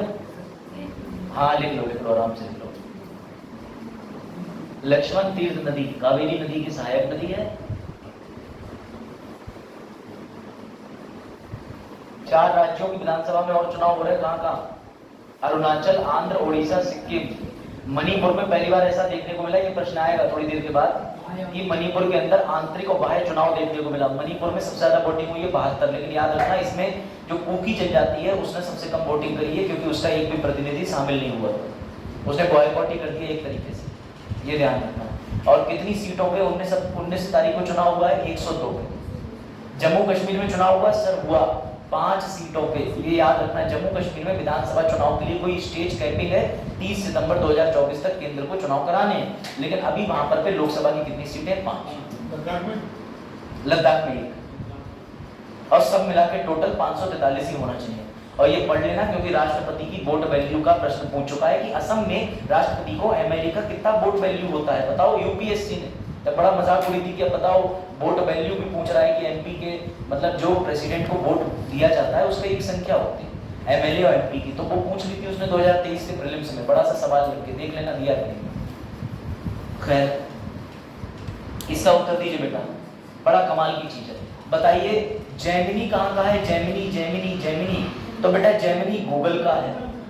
बेटा जेमिनी गूगल का है, तो लामा किसका है? लामा, लामा बेटा लामा है मेटा का, और इस मेटा ने लामा 3 बना दिया, यानी लामा का तीसरा जनरेशन, लामा 1, लामा 2, लामा 3। हाँ, जो तुम गाना गा रहे हो इधर देखो, छत पे सोए देखो, इधर पता मुझे सब। तो बेटा ये जो लामा है बेटा, वो लामा के अंदर जो है मेटा का तीसरा वर्जन इन्होंने लॉन्च करा है। ये भी कमाल का है। इसका काम क्या है? ये वीडियो, ऑडियो, टेक्स्ट सब प्रोसेस कर लेता है। अब ये सभी कर ले रहे हैं, कोई नई बात नहीं, बस लामा का तीसरा वर्जन आया। लामा किसका है? मेटा का। और मेटा किसका है? फेसबुक। और फेसबुक किसकी है? और मार्क जकरबर्ग की बीवी कौन से देश में? चाइनीज। चाइना की उनकी बात, चाइना एशिया में, चाइना एशिया में है, एशिया में वजहात भी रहते हैं, इसलिए ईरान की मिसाइल इधर ना मुड़ जाए। चलो एशिया में है, महासागर के पास है, एशिया महान कंट्री है। अच्छा, एशिया महाखंड, ये बात तो तुमने ठीक बोली। इसमें हम लोग कहां तक पहुंचे थे बेटा? प्रश्न में जरा बताइएगा। इलेक्ट्रिक पैसेंजर बोट हो गई थी, बताते रहना। जहां तक संयुक्त अरब अमीरात हो गया था, चिकनगुनिया हो गया था, पार्क हो गया था, वैक्सीनेशन भी हो गया था, आईएनएस, इसमें तो पूरी ट्रिक बता दी थी तुम्हें। ये याद है ना? सभी याद है? उदयगिरी, धूमगिरी, बिंदगिरी, हिमगिरी, नीलगिरी, तारागिरी, ये सब अल्फा 17A प्रोजेक्ट के तहत बनने वाले युद्ध पोत हैं। मैंने तुम्हें सारे याद करवा दिए थे। आदरणीय जगदीप धनखड़ जी की वाइफ सुनीता धनखड़ जी ने जो है क्या करा था? इनॉग्रेशन करा। ठीक है। मून स्नाइपर किसने बनाया? जापान ने। ये भी हो गया था प्रश्न, आई थिंक यहीं पे थे। वन वीक भी हो गया था। हाँ, साइड स्विंग रिवॉल्वर पे थे ना। गुड। सबसे ऊंचा एयरपोर्ट टर्मिनल इंद्रजाल भी हो गया था, वेनेडियम भी हो गया था, साइड स्विंग रिवॉल्वर पे आ गए थे। ठीक है, पढ़ने वाले बच्चे। ये हो गया था ना।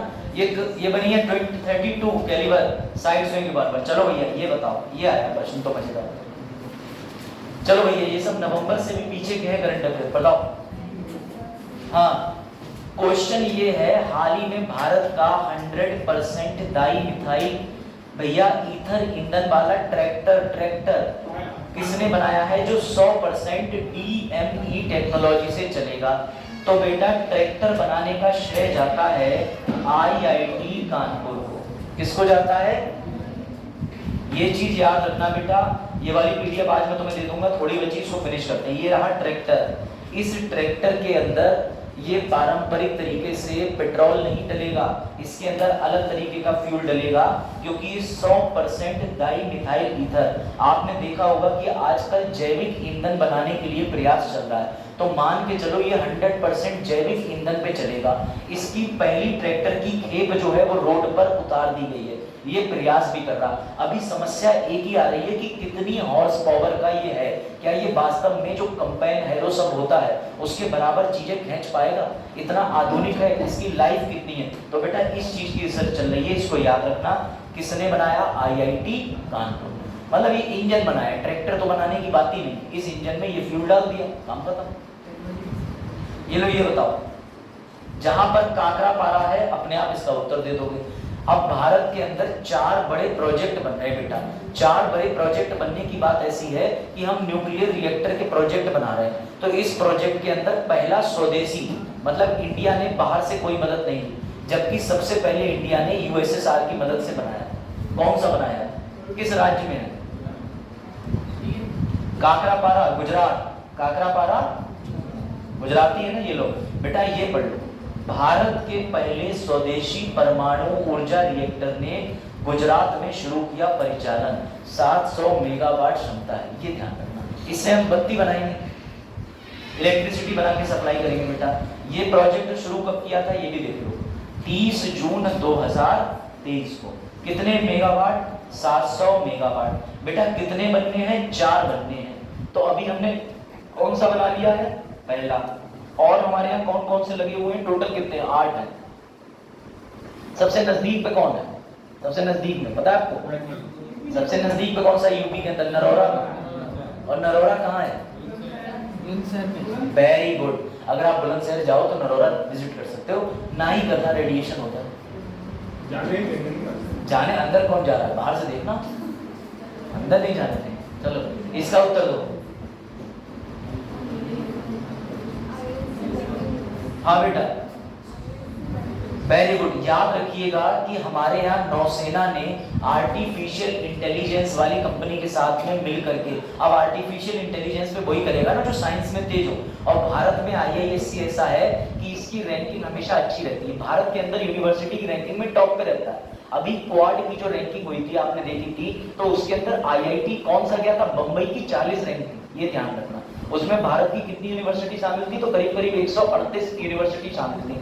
लेकिन बेटा याद रखना, आर्टिफिशियल इंटेलिजेंस को नाव टेक्नोलॉजी से जोड़ने के लिए हमारे यहाँ 3-4 जगह नाव बनती है, गोवा, कलकत्ता, बॉम्बे और पश्चिम बंगाल के पास में ये कोलकाता में। तो बेटा इन सब जगहों पे बनाने के लिए नौसेना ने किससे समझौता करा है? तो बेटा ये करा है IISc से, यानी भारतीय गोवा का शिप बनाने वाला नौसेना विभाग ने किससे समझौता कर लिया? IISc बेंगलुरु से। अब यानी कि आपको जो नौसेना मिलेगी, यानी नौसेना के युद्ध पोत वॉरफेयर जो मिलेंगे जहाज, उनमें AI के टूल्स भी फिट होकर देखने को मिलेंगे। और जरूरी भी है, अगर सोनार वगैरह इस्तेमाल कर रहे हैं, इसे AI से जोड़ दोगे तो ये बताता रहेगा। बताइए भाई, ये बताइए सबसे अच्छा है। आपने कभी ये सोचा है कि रेलवे ट्रैक पे लावारिस लाशें जो मिलती हैं उनका क्या होता है? बताओ भैया, लावारिस लाशों का क्या किया जाता है भारत के अंदर? किसको दे देते हैं? मेडिकल को दे देते हैं। अच्छा, रेलवे ट्रैक का नियम है 48 घंटों के अंदर अगर लावारिस लाश को कोई क्लेम नहीं करता तो वो अंत्येष्टि कर देते, जला देते। ये रेलवे ट्रैक का नियम है भारत के अंदर। बेटा याद रखना, इसीलिए अब गवर्नमेंट ने इस प्रक्रिया को बहुत तेजी से जल्दी करने के लिए गवर्नमेंट ने इलेक्ट्रॉनिक आपके आफ्टर लाइफ रिमेन्स, यानी कोई व्यक्ति मरने के बाद अपने आफ्टर लाइफ उसके किसी को नहीं पता, कोई क्लेम करना चाहता तो उसके लिए ऑनलाइन एक प्लेटफॉर्म बना दिया। जैसे फेसबुक पे तुम लोगों को ढूंढते हो, ऐसे करके इस पोर्टल पे डेड बॉडी की जानकारी, बेसिक चीजें HD में फोटो डल जाएंगे। अगर आप इस वेबसाइट पे जाएं तो आप इसके लिए क्लियरेंस ले सकते हैं कि भैया ये सारी चीजें हमको दे दो, ये हमारे रिलेटिव की है। छोटी सी क्वेरी होगी, क्वेरी के बाद आप क्लेम कर सकते हो। तो बेटा याद रखना, ये स्वास्थ्य एवं परिवार कल्याण ने लॉन्च करा है। इसका नाम याद रख लीजिए, ई-क्लियरेंस फॉर आफ्टर लाइफ रिमेन्स। और इसके बारे में एक बार पढ़ लीजिए। ये भारत के बाहर मरने वालों के लिए, भारत के बाहर मरने वाले भारतीय नागरिकों के शवों को त्वरित हस्तांतरण के लिए स्वास्थ्य मंत्रालय द्वारा क्लियरेंस के समय परिवहन सुविधा प्रदान करना। भारत के बाहर और रेलवे दोनों। लिख लीजिए इसके बारे में, इसकी full form E clearance for after life remains. इसकी बेटा फुल फॉर्म लिख लो, थोड़ी कठिन। बजाज उनसे कह दो वेद प्रकाश से पानी तो दे दे भैया, गर्मी में सर को काहे मार दे रहे हो? नहीं, हमारी अलग नहीं, क्या होगा जाके कह के आइए, यहीं से नहीं कहिएगा पानी दे दीजिए सर को। ठीक है, लिखा आपने ई क्लियरेंस, ई, हाँ दोनों लिख लो, याद रखना। और रेलवे के नियम, एक मूवी भी तो बनी है साउथ की बड़ा अच्छी, इसमें रेलवे ट्रैक पे डेड बॉडी फेंक देते हैं, उनके ऑर्गन निकाल लेते हैं, देख लो। ठीक है, हाँ नहीं हटाओ तो नहीं से। गिलास है, बोतल है बोतल है, गिलास नहीं, तो ले आइए पानी पीने के लिए हमारे। हाँ आज व्रत है ना मंगलवार, तो साफ व्यवस्था करके दे दीजिए। है कुछ पीने का इंतजाम नहीं? गिलास नहीं है, जगी है कोई बता?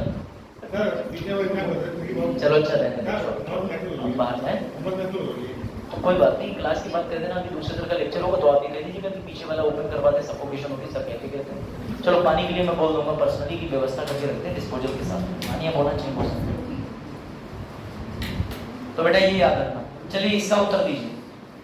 अगस्त 2023, अगस्त के अपडेट चल रहे, देखो इसरो ने किस सैटेलाइट बस, बेटा यहाँ बस की बात नहीं हो रही, इतने बड़े सैटेलाइट के अंदर जगह बना दी है कि उस जगह में बस के बराबर, बस ये वाली बस नहीं, एक बड़ा सा रूम सैटेलाइट के अंदर बस बोला जाता है जिसमें तुम अपना सामान लाद दो, इसको पेलोड भी बोलते हैं, नीत भाग। तो याद रखना सैटेलाइट बस प्रौद्योगिकी को निजी उद्योग को दे दिया कि लो भैया तुम भी अपना कोई सामान भेजना है तो ये सैटेलाइट बस पकड़ो, इसमें सामान भरो, भेज दो। बताओ IMS बन इसका उत्तर है बेटा, याद रखिएगा, वेरी गुड शिवांशी। इस सैटेलाइट के अंदर जो ये बात है इसका नाम है IMS बन। बेटा ये किसे दे दिया गया, तो ये निजी क्षेत्र के लोगों को दे दिया गया। इसके अंदर 100 किलोग्राम से 30 किलोग्राम तक का वजन रख के ऊपर छोड़ा जा सकता है अंतरिक्ष में। ये दिया किसने, तो हमारी इंडिया की स्पेस रिसर्च ऑर्गेनाइजेशन इसरो। किसको दिया है, निजी क्षेत्र के लोगों को, लो भैया तुम भी। और निजी क्षेत्र का मतलब ये नहीं किसी को भी दे दिया, बेंगलुरु के अंदर है, आपको पता होना चाहिए, एरोस्पेस स्टार्टअप कंपनी है निजी, उसको दिया। इसमें आप भेज सकते हो, जैसे कोई प्राइवेट है उसके पास रॉकेट नहीं है, सैटेलाइट नहीं है, तो करोड़ों रुपए आता है, तो इन्होंने समर्पित कर दिया, लो तुम लोग भेजो। तो बढ़िया बात है कि नहीं। चलिए इसका उत्तर दीजिए। ये बड़ी चर्चा में खबर रही थी, अगर तुम्हें पिछले साल की याद हो कि एक देश ऐसा है जिसके हमने 7 उपग्रह 7 सैटेलाइट स्पेस में लॉन्च करे, इंडिया के नहीं। वेरी गुड, जो बच्चे इसका उत्तर सिंगापुर दे रहे हैं शाबाश बेटा, हमने 7 छोटे छोटे उपग्रह सिंगापुर के लॉन्च करे थे, ये इंडिया ने कीर्तिमान रचा। लेकिन किस रॉकेट से लॉन्च करे, ये मत भूलना, ये जनवरी का इंपॉर्टेंट करंट अफेयर है बेटा। किससे, कहां से लॉन्च करे, सतीश धवन अंतरिक्ष केंद्रीय श्रीहरिकोटा आंध्र प्रदेश से। आंध्र प्रदेश के तट पे पुलकित लेक के पास ही में बनी हुई ये साइट, वहीं से लॉन्च करते हैं। तो बेटा याद रखना, इसरो के कौन से रॉकेट से लॉन्च करा गया, PSLV C56। PSLV की full form polar satellite launch vehicle. जब उत्तरी ध्रुव और पश्चिमी ध्रुव, इन दोनों ध्रुवों पे कहीं लॉन्च करना होता है तो PSLV, जब इधर लॉन्च करना होगा ईस्ट और वेस्ट में तो GSLV। P56 का मतलब वजन उठाने की क्षमता, PSLV C56 का मतलब ये है कि आराम से, ये जो PSLV होते हैं, याद आया मैंने बताया था कि सबसे पहले आया था SLV, ASLV, PSLV। तो PSLV 2200 किलो तक का, 2200 टन तक का वजन उठा सकते हैं। PSLV है क्यों नहीं, C56 क्रायोजेनिक 56, ठीक है बेटा। इसने 7 उपग्रह छोड़े, मतलब ये क्रायोजेनिक इंजन को समर्पित है। भारत में सबसे पहला क्रायोजेनिक इंजन है C25, ठीक है। बढ़े आगे, चलो ये इसका उत्तर दे दो, ये बड़ा जबरदस्त है। ये बताओ आप सब लोगों ने कितनी बार कोई पिक्चर देखी है, दीपिका पादुकोण की पिक्चर, जिसमें उसने एक अदाकार का रोल प्ले करा है, मतलब रियल लाइफ कैरेक्टर प्ले करा है, जिसमें एसिड अटैक की विक्टिम होती है। तो आपको पता होना चाहिए कि जिसके चेहरे पर एसिड गिरने या जलने के बाद में स्किन खराब हो जाती है, तो उस स्किन को बदलवाने का खर्चा बहुत ज्यादा होता है। ऐसा एक कीर्तिमान नई दिल्ली ने कर दिया है। नई दिल्ली में सफदरजंग नाम का एक अस्पताल है, वहां पर भारत का स्किन बैंक है। अगर कोई जल जाए, किसी महिला का एसिड अटैक हो जाए, तो उसके लिए खाल का इंतजाम, स्किन का इंतजाम सफदरजंग से करा जाता है। तो बेटा ये सफदरजंग के अंदर दिल्ली में पहला स्किन बैंक बन गया बेटा, ये रहा स्किन बैंक। कहां पर बन गया है, सफदरजंग में। सफदरजंग अस्पताल कहां पर है। अब ये देखो, ये चीज पढ़ लो, अगर तुम में से कोई व्यक्ति भी या आगे चल के कोई भी अपनी लाइफ जिसकी खत्म होती है, उससे पहले वो एग्रीमेंट कर जाए कि मैं अपनी स्किन को समर्पित करता हूं, तो कब स्किन कितनी देर में उतार लेनी चाहिए, पढ़ो। त्वचा दाता मृत्यु के 6 घंटे के भीतर अपनी त्वचा को इस बैंक को दान कर सकते हैं, जिसका उपयोग जले एवं चोट से पीड़ित व्यक्तियों के इलाज के लिए करता है। सिर्फ दिल्ली नहीं, ये तो ऐसा होता है ना, जब आप इनको वो दे देते हो ना इंफॉर्मेशन, तो इनके पास में रिपोर्ट सब रहता है। ये लोग क्या करते हैं कि इनका वीकली या मंथली आपके पास में स्क्रूटनी होती रहती है मोबाइल पे। जैसे व्हाट्सएप है आजकल, तो व्हाट्सएप पे कंफर्मिटी देखते रहते हैं, जीवित हैं क्या नहीं है।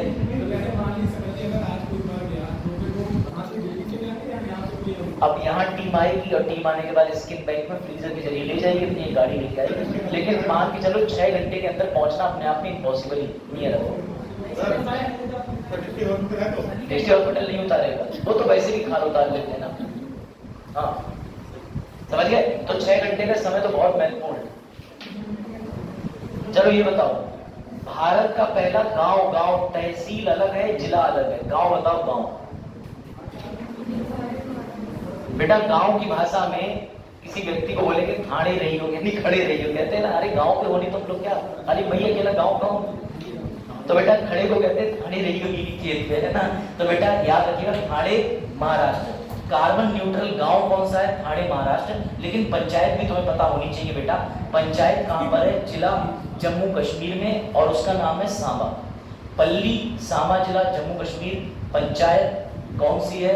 जो कार्बन न्यूट्रल। जिला माजुली एक द्वीप है, द्वीप माजुली आइलैंड सबसे बड़ा आइलैंड, याद रखिएगा ये कहां? असम में। तो ये नोट करके चलो, मेरी सेटल का है देख रहे, कार्बन न्यूट्रल यानी कार्बन शून्य, 1% कार्बन उत्सर्जन नहीं। ये रहे घरों पे भी सोलर, बत्ती भी नहीं बना रहे, पूरी तरीके से सोलर करते हैं, ठीक है। लिखा गांव कौन सा है? ठाणे महाराष्ट्र। जिला कौन सा है भैया? मजूली। और पंचायत कौन सी है? पल्ली। क्या लगा हुआ है? टावर। सही बात है, चलो हाँ लीजिए, लिख लीजिए, जूम करो।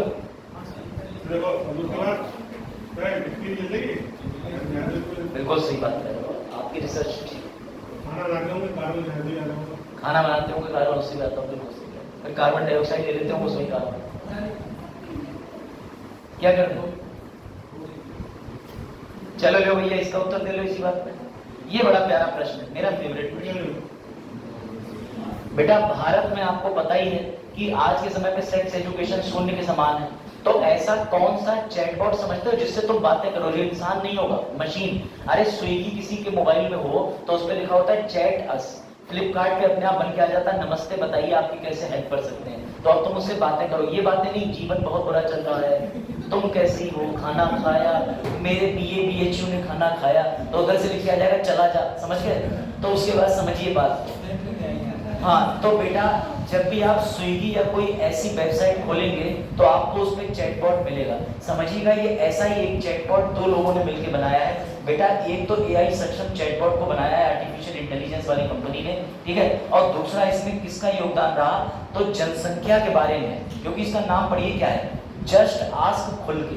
आदमी खुल के बात किस पे करेगा? सेक्स एजुकेशन पे। क्यों? क्योंकि इंडिया में जनसंख्या ब्लास्ट हो चुका है, पॉपुलेशन ब्लास्ट चल रहा है।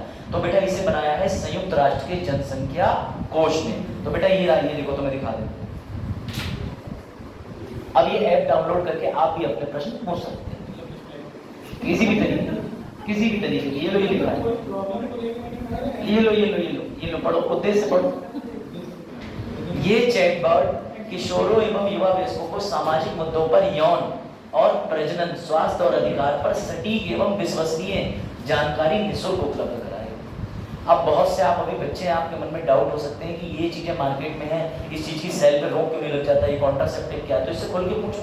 और वैसे भी सेक्स एजुकेशन को साइंटिफिक तरीके से स्कूलों के सिलेबस में डाला तो गया है, लेकिन टीचर अरे वो वाला चैप्टर की रीडिंग मारी खत्म कर दिया, ऐसा थोड़ी होता। आप उन्हें साइंटिफिक तरीके से समझाओ ना, जैसे फ्लावर वाला चैप्टर समझाते हैं कि भैया shoot system, root system, bird, ovary, पूरा सब चिड़िया उड़िया, मधुमक्खी जो है एक फूल से दूसरे फूल के अंदर पॉलिन ग्रेन ट्रांसफर करती है, तभी तो जाकर के सब फल लाता है। ये साइंटिफिक चीज है। लेकिन लोगों ने क्या बना रखा है? Sex symbol. अरे अश्लील बात कर दी, अश्लील बात जहाँ नहीं करनी चाहिए वो अलग स्थान है, लेकिन स्कूल के अंदर हेल्थी डिबेट होनी चाहिए। सब ये ध्यान रखिए, ये है ना। अब देखो इस तरीके से बातचीत कर लेना, इस पे निपट लेना। चलिए बेटा मिष्टी योजना किसके लिए होती है? तो ध्यान देना संजीव, मिष्टी योजना जो होती है वो सबसे पहले आप बताइए कि मिष्टी गुजरात सरकार ने क्यों चलाई? बेटा गुजरात के पास में इस तरीके के सुंदरबन और ये सब टाइप के पाए जाते हैं। हाँ इनके पास भी सुंदरी वन का क्षेत्र है, सिर्फ पश्चिम बंगाल में नहीं, ये कई जगह होते हैं। तो ये जो पेड़ होते हैं ये कई तरीके से तटीय क्षेत्र के अंदर किसको रोकने का काम करते हैं? सुनामी वाले क्षेत्र को रोकने का काम करते हैं, सुनामी की तरफ। क्या वो वीडियो हो गई? क्या चीज सर आ गया? अरे तो कोई बात नहीं, अभी तो 10 मिनट है। तो बेटा याद रखिएगा इस तरीके की जो मिष्टी योजना है, ध्यान दीजिएगा, मिष्टी योजना के अंदर बेटा निजी उद्योगों के साथ सरकार ने कितने तरीके के ज्ञापन पे साइन कराए? 6 प्रकार।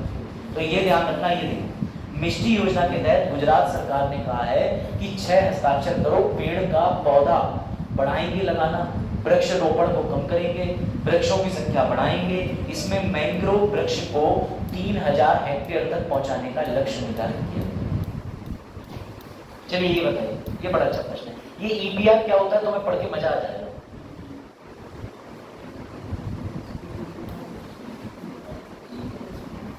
क्या होता है ईपीआर? Extended producer responsibility. अच्छा जरा ये बताओ, आप में से कितने लोग यहाँ बैठे हैं जिन्होंने फ्लिपकार्ट पे नया मोबाइल खरीदते समय पुराना मोबाइल एक्सचेंज पे लगाया? आज तक कोई नहीं है। अच्छा ये तो पता है कि पुराना मोबाइल एक्सचेंज कर सकते हो। अच्छा ये बताओ, ये फ्लिपकार्ट पुराना मोबाइल ले क्यों रहा है?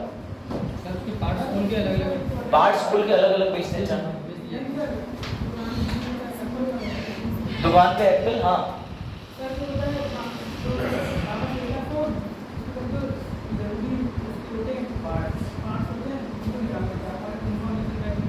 दोनों ने एक ही चीज बताई, बस ये असेंबल करने में नहीं बोल पाए, आपने बोल दिया भैया ये ख्याली पुलाव दिमाग से निकाल दो।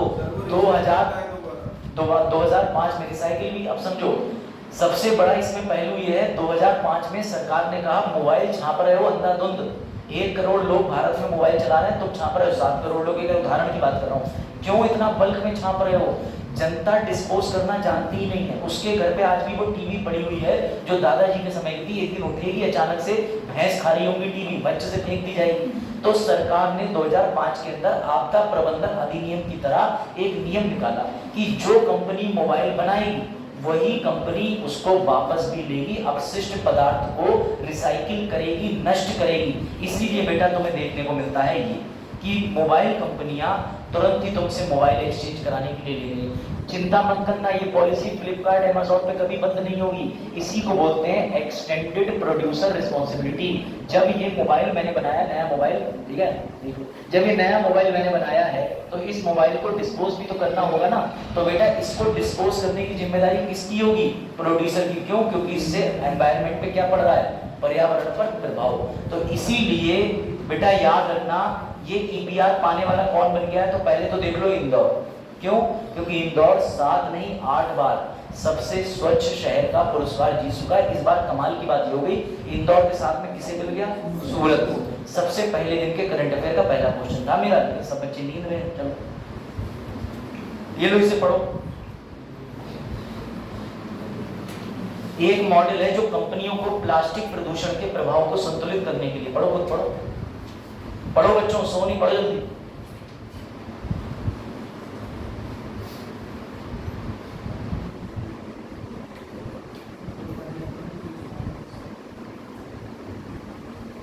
सबसे लास्ट में सबसे बढ़िया बात लिखी है कि कानून के अनुसार कंपनियों को अपना कचरा एकत्र करने और उसका पुनः चक्रण करने की आवश्यकता है। क्योंकि बैटरी पे लिखा होता है कि कभी से ओपन डस्टबिन में मत फेंकना। कोई बैटरी होगा तो देखना डस्टबिन का निशान फोन के पीछे में बना हुआ आता है। फोन के पीछे सार वैल्यू भी लिखी होती है, ऐसे आप। जी हाँ, तो इसका मतलब जो, अब ये समझो ये कितनी बढ़िया बात है। इंदौर ने 8100 रुपए जीत लिए। कैसे? उसने कहा कि हमने जितने प्रोडक्ट बनाए कायदे से डिस्पोज भी कर दिए। तो बेटा सेंट्रल गवर्नमेंट ने उसको 8100 रुपए दिए। रकम भले ही छोटी है लेकिन 8100 रुपए का प्रोत्साहन कितना बड़ा, ये पहला राज्य बन गया। अब सोचो पीलीभीत में तो 20-22 रुपए भी नहीं बन पा रहा।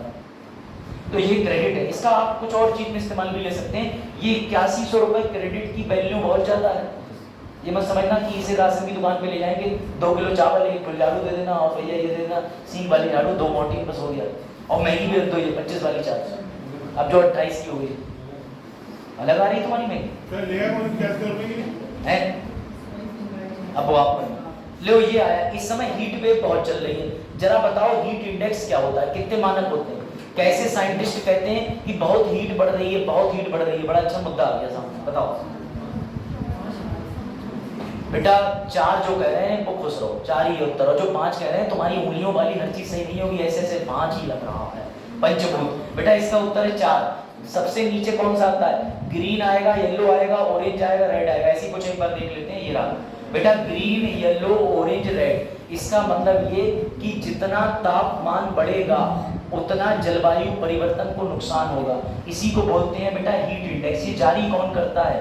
तो तुम्हारे भारत के अंदर है भारतीय मौसम विज्ञान विभाग। उसका उद्देश्य सुन लो, लोगों को चरम तापमान से बेहतर तरीके से निपटने में मदद करने के लिए गर्मी से संबंधित स्थितियों में सामान्य मार्गदर्शन करता है। ये जो हीट वेव चल रही है, कोई तुमसे काबिल पूछ ले कि नापी किस पे जाती है, तो कहना हीट इंडेक्स पे। हीट इंडेक्स कितने मानक है? 4। कौन करता है? IMD। क्या पता चलता है कि गर्मी से कैसे निपटे? हीट वेव का मतलब लू है, शुद्ध हिंदी में समझो, फालतू में बड़ी चीजें चल रही, हीट वेव चल रही है। अरे हीट वेव तब से चल रही जब से डायनासोर देश पड़ते हुए, ठीक है, ये याद रखना बेटा। इसमें हरे का मतलब समझ लो 35 डिग्री तापमान, पीले का 36 से 45, नारंगी 46 से 55। इस समय हम नारंगी वाले पे ही घूम रहे हैं और थोड़े दिन में लाल वाला भी आ जाएगा हीट इंडेक्स। तो इसकी स्थायी समस्या से निपटना चाहिए। हीट वेव हर बार आ रही है, निपट लो। अब हर आदमी जो है अपने मुंह पे गीला गमछा डाल के कब तक घूमे, समझ गए? नारंगी वाला तो सोचो कुछ ज्यादा ही है, लेकिन क्या ही करेंगे। कौन सा राज्य है जिसने कैनबिस, शुद्ध भाषा में गांजा, उसको अपने यहाँ दवाइयों के प्रयोग में लेना शुरू कर दिया? और भारत का ही है, या तो राज्य भी है या केंद्र शासित प्रदेश भी है, तो बताइए लोग। उत्तर प्रदेश केंद्र शासित प्रदेश है, इसमें है उत्तर प्रदेश, इसमें उत्तर प्रदेश लिखा है? देखने गए रजाला को और बेया लाए फातिमा को। हाँ बताओ, डी वाला बिल्कुल गलत। महाराष्ट्र कब से केंद्र शासित प्रदेश हो गया भैया? अच्छा हाँ 20। बेटा इसका उत्तर है जम्मू कश्मीर, बिल्कुल ठीक कहा तुमने। ले जम्मू कश्मीर के लोग जो हैं वो भांग खा के खुश हैं। बेटा इसे इंग्लिश में कैनबिस कहते हैं, पढ़ लो। Jammu cannabis research project to produce medicine for neuro. गांव में जाओ और गांव के लोग पता है इतने समझदार है, उन्हें पहले से पता था अगर किसी को मिर्गी का दौरा पड़ता है तो वो कुछ पत्ती लेंगे, हाथ पे रगड़ेंगे और उसके या तो मुंह में लगा देंगे या नाक पे लगा देंगे। थोड़ी देर में आदमी उठ के उठेगा। हाँ, और ये पहले मैं मजाक समझता था, लेकिन मुझे पता चला ये तो अब जान पाए, साइंटिस्ट अब जान पाए। गाँव के लोग जो है, और छोड़ो भांग की पत्ती उन्हें पता होती है कि कौन सी कहाँ पर पत्ती है, थोड़ी बहुत जो खुद से उगाती है, वो उसे लेंगे, चिलम्ब बनाएंगे बीड़ी और उसमें बढ़िया करके भरेंगे। मैंने कई चचा लोगों को देखा है कि बढ़िया बड़े खुश हैं जीवन में, वो इधर उनके मकान में भी आग लगी तब भी वो बड़े खुश हैं। तो भैया ये इतनी खतरनाक चीज है। लेकिन ये किसी भी प्रकार का दर्द, मुझे मत देखो ऐसे कि कल सर बहुत दर्द था, मैं तुम्हें बता रहा हूँ किसी भी प्रकार का अगर दर्द हो, ठीक है, वो वाली जो पिक्चर आई थी शादी में जरूर आना, वो वाला दर्द भी हो तो ये कैनवस के प्रयोग करने से वो सारे दर्द दूर चले जाते हैं। वरना कबीर सिंह को भी देख सकते हैं जिसने बस लोड कर लिया था, कबीर सिंह में इंजेक्शन लगा के मॉर्फिन। तो बेटा याद रखें इसका प्रयोग ना करें बिना वैज्ञानिक सलाह के। अमेरिका ने भी इसको लीगल कर रखा है, मैक्सिको में सबसे ज्यादा प्रयोग होता है और भारत के अंदर जम्मू एंड कश्मीर ने अनुमति दे दी है खुल के। हाँ मुड़ाओ, किसका एमबीबीएस? तभी तो अच्छे से जानता था कितने एमजी इंजेक्शन लेना, ओवरडोज ले ली उसने। हाँ आप भी जम्मू कश्मीर की नागरिकता ले लो, कर लो, बिल्कुल सही बात। अब आपने बिल्कुल सही बात कही कि आप भी कर सकते हो, तो आप जम्मू कश्मीर जाएं और वहां जाके कहें मैं करूंगा। भाई देखो ये परियोजना चली यहाँ पर है, आप यहाँ जाके इस परियोजना का लाभ लेके आराम से, और वैसे भी आपको बता जरूरत नहीं, आपके लिए मैं कह रहा हूँ उल्टा नियंत्रण की जरूरत। आपके घर के आसपास देखिए किस तरीके की हवाएं बह रही हैं और फूल पत्तियां तो नहीं कहीं से बहती हुई आ जाती हैं। चलिए इसका उत्तर है बेटा राफेल। राफेल याद रखना, अखिलेश यादव जी ने बोला था कि राफेल में एक सीट वाला कर दिया, जबकि विमान पहले 2 लोग उड़ाते थे, रोजगार में कटौती कर दी। ऐसा नहीं है, इसमें 8 जो है 26 में से वो 2 फाइटर वाली भी हैं, इसमें 2 लोग बैठेंगे और बाकी के बचे हुए 1 फाइटर वाले भी हैं। तो अब वो थोड़ा सा रिसर्च कर लें। तो याद रखिएगा बेटा जुलाई 2023 में, और अभी हमने देखे भी थे कितने राफेल अंबाला में उतरे थे, कितने आए थे? 4 आए, 4 आए, 3 आए, एक कम कर दो या ये 5 है। चलो बेटा पहले तो ये बता दो ये डीसॉल्ट एविएशन कंपनी किस देश की है, राफेल हम किस देश से ले रहे हैं? बेटा कितने राफेल की डील हुई? 26। अब एक मजेदार क्वेश्चन बताओ प्रीति, राफेल कितने में खरीदे भारत में? 2 पॉइंट कुछ में। बेटा सरकार ने सिर्फ आंकड़ा दिया है 26,000 13,000 करोड़ रुपए का, अभी तक खुल के बताया ही नहीं है। इसी पे तो राहुल गांधी जी ने बहस करी थी लोकसभा के अंदर कि एक राफेल विमान घोटाला, राफेल घोटाला बताओ कितने का है। तो उन्होंने कहा देश की सोवरेनिटी, सिक्योरिटी, इंटीग्रिटी में कोई भी चीज आती है तो वो आरटीआई के दायरे से बाहर होती है। ले लो सवाल का जवाब मिलेगा ही। तो बेटा पता ही नहीं चल पा रहा है कि एक विमान की औसत कीमत कितनी है। हाँ ये ध्यान रखिए, बिल्कुल सही बात। और हम ये राफेल नामक पनडुब्बी भी ले रहे हैं, तो दोनों चीजें खरीद रहे हैं। और राफेल सबसे उन्नत विमान है, लेकिन हम F-35 चर्चा में आ गए सर, मगर ये भी 4-5 का मिक्स है। बिल्कुल आप ठीक कह रहे हो, ये जनरेशन मिक्स, क्योंकि राफेल को उन्होंने मॉडिफाइड कर दिया इंडिया को। अब इंडिया रिवर्स इंजीनियरिंग कर लेगी, इसको एक बार लाएगी, जैसे बचपन में तुम रिमोट वाली गाड़ी होती थी, उसकी मोटर बांध निकाल के कहते थे मम्मी जे देखो, मम्मी कहती सत्यानाश 150 रुपए का। अब वही इंडिया वालों की आदतें गई नहीं, अब रिवर्स इंजीनियरिंग कैसे करेंगे उसको फिर खोलेंगे, लेकिन उससे पहले पूरी वीडियोग्राफी करते हैं कि कहीं कोई बोल्ट गलत कस गया तो पता चला उड़े और उड़ते हुए वीडियो मेकर बन गए, उड़ता हुआ ताबूत। यही तो चीजें हैं। चलो भैया एक प्रश्न और कर लो, ये राफेल के बारे में सारी चीजें आप लोग देख लेना, इसकी असेंबली में मैंने कहा था चलो समझाऊंगा। ये एक साथ देख रहे हैं आप, 700-800 किलो का वजन लेके उड़ने की क्षमता है, इसके अंदर न्यूक्लियर सब किसी भी तरीके के वेपन लाद दो, तो इस मामले में इसको बोला जाता है सबसे बेस्ट अटैकर बोला जाता है आज की डेट में, और ये जबरदस्त उड़ान भर सकता है इतने वजन के साथ। बेटा स्पेस एक्स ने जनवरी 2023 में बोला था कि मैं 3500 सैटेलाइट ऊपर छोड़ूंगा जिससे इंटरनेट जो चलेगा वो डायरेक्ट सैटेलाइट से चलेगा। ऐसा करने वाला व्यक्ति कौन था? Elon Musk. इलॉन मस्क की कंपनी कौन सी है? वेरी गुड, स्पेस एक्स वो है जो स्पेस प्रोग्राम करती है। एक और कंपनी है टेस्ला जो विद्युत संबंधित कारों के परिचालन हेतु आसानी कर रही है। बेटा समझो, इसने रशिया, चाइना और इन देशों से बात करी थी, लेकिन इसी बीच में चाइना और रशिया के बीच में आता है मंगोलिया। तो बेटा ये वही मंगोलिया है जहां से 6 बार भारत पे आक्रमण किया गया और चंगेज खान एक मंगोल था, 6 बार अटैक रोके अलाउद्दीन खिलजी। ये मत भूलना अलाउद्दीन खिलजी बहुत बेकार भी था, तो एक दो और खराब बातें रही होंगी, हमें उससे लेना देना नहीं है, फिलहाल उसने अटैक रोक दिए थे। तो ये याद रखना, स्पेस एक्स को किससे अनुमति मिल गई है? मंगोलिया से। बेटा ये रहा मंगोलिया नक्शे पे।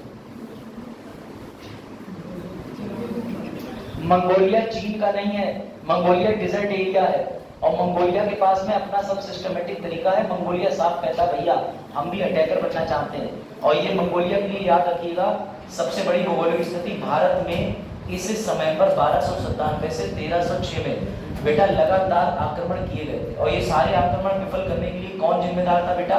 तो सभी को पता है अलाउद्दीन खिलजी ने रोके थे। ये 6 अटैक मैंने लिख दिए हैं, पढ़ लें कब कब कौन कौन से अटैक हुए। ठीक है, ये है अलाउद्दीन खिलजी। ये वही अलाउद्दीन खिलजी हैं जिन्होंने राजा रतन सिंह चित्तौड़ और रानी पद्मावती जो तोता था उसने जाके उनके कान में कह दिया था बहुत सुंदर है। तो उस समय पे भैया फेसबुक नहीं था, तो ये बोले हम लाइव दर्शन करेंगे देवी के, तो चले गए। उसके बाद हाथ क्या लगा? कुछ नहीं, तोता आज तक पता नहीं चला कहाँ हो गया। ठीक है, तो ये चीजें ध्यान रखें आप,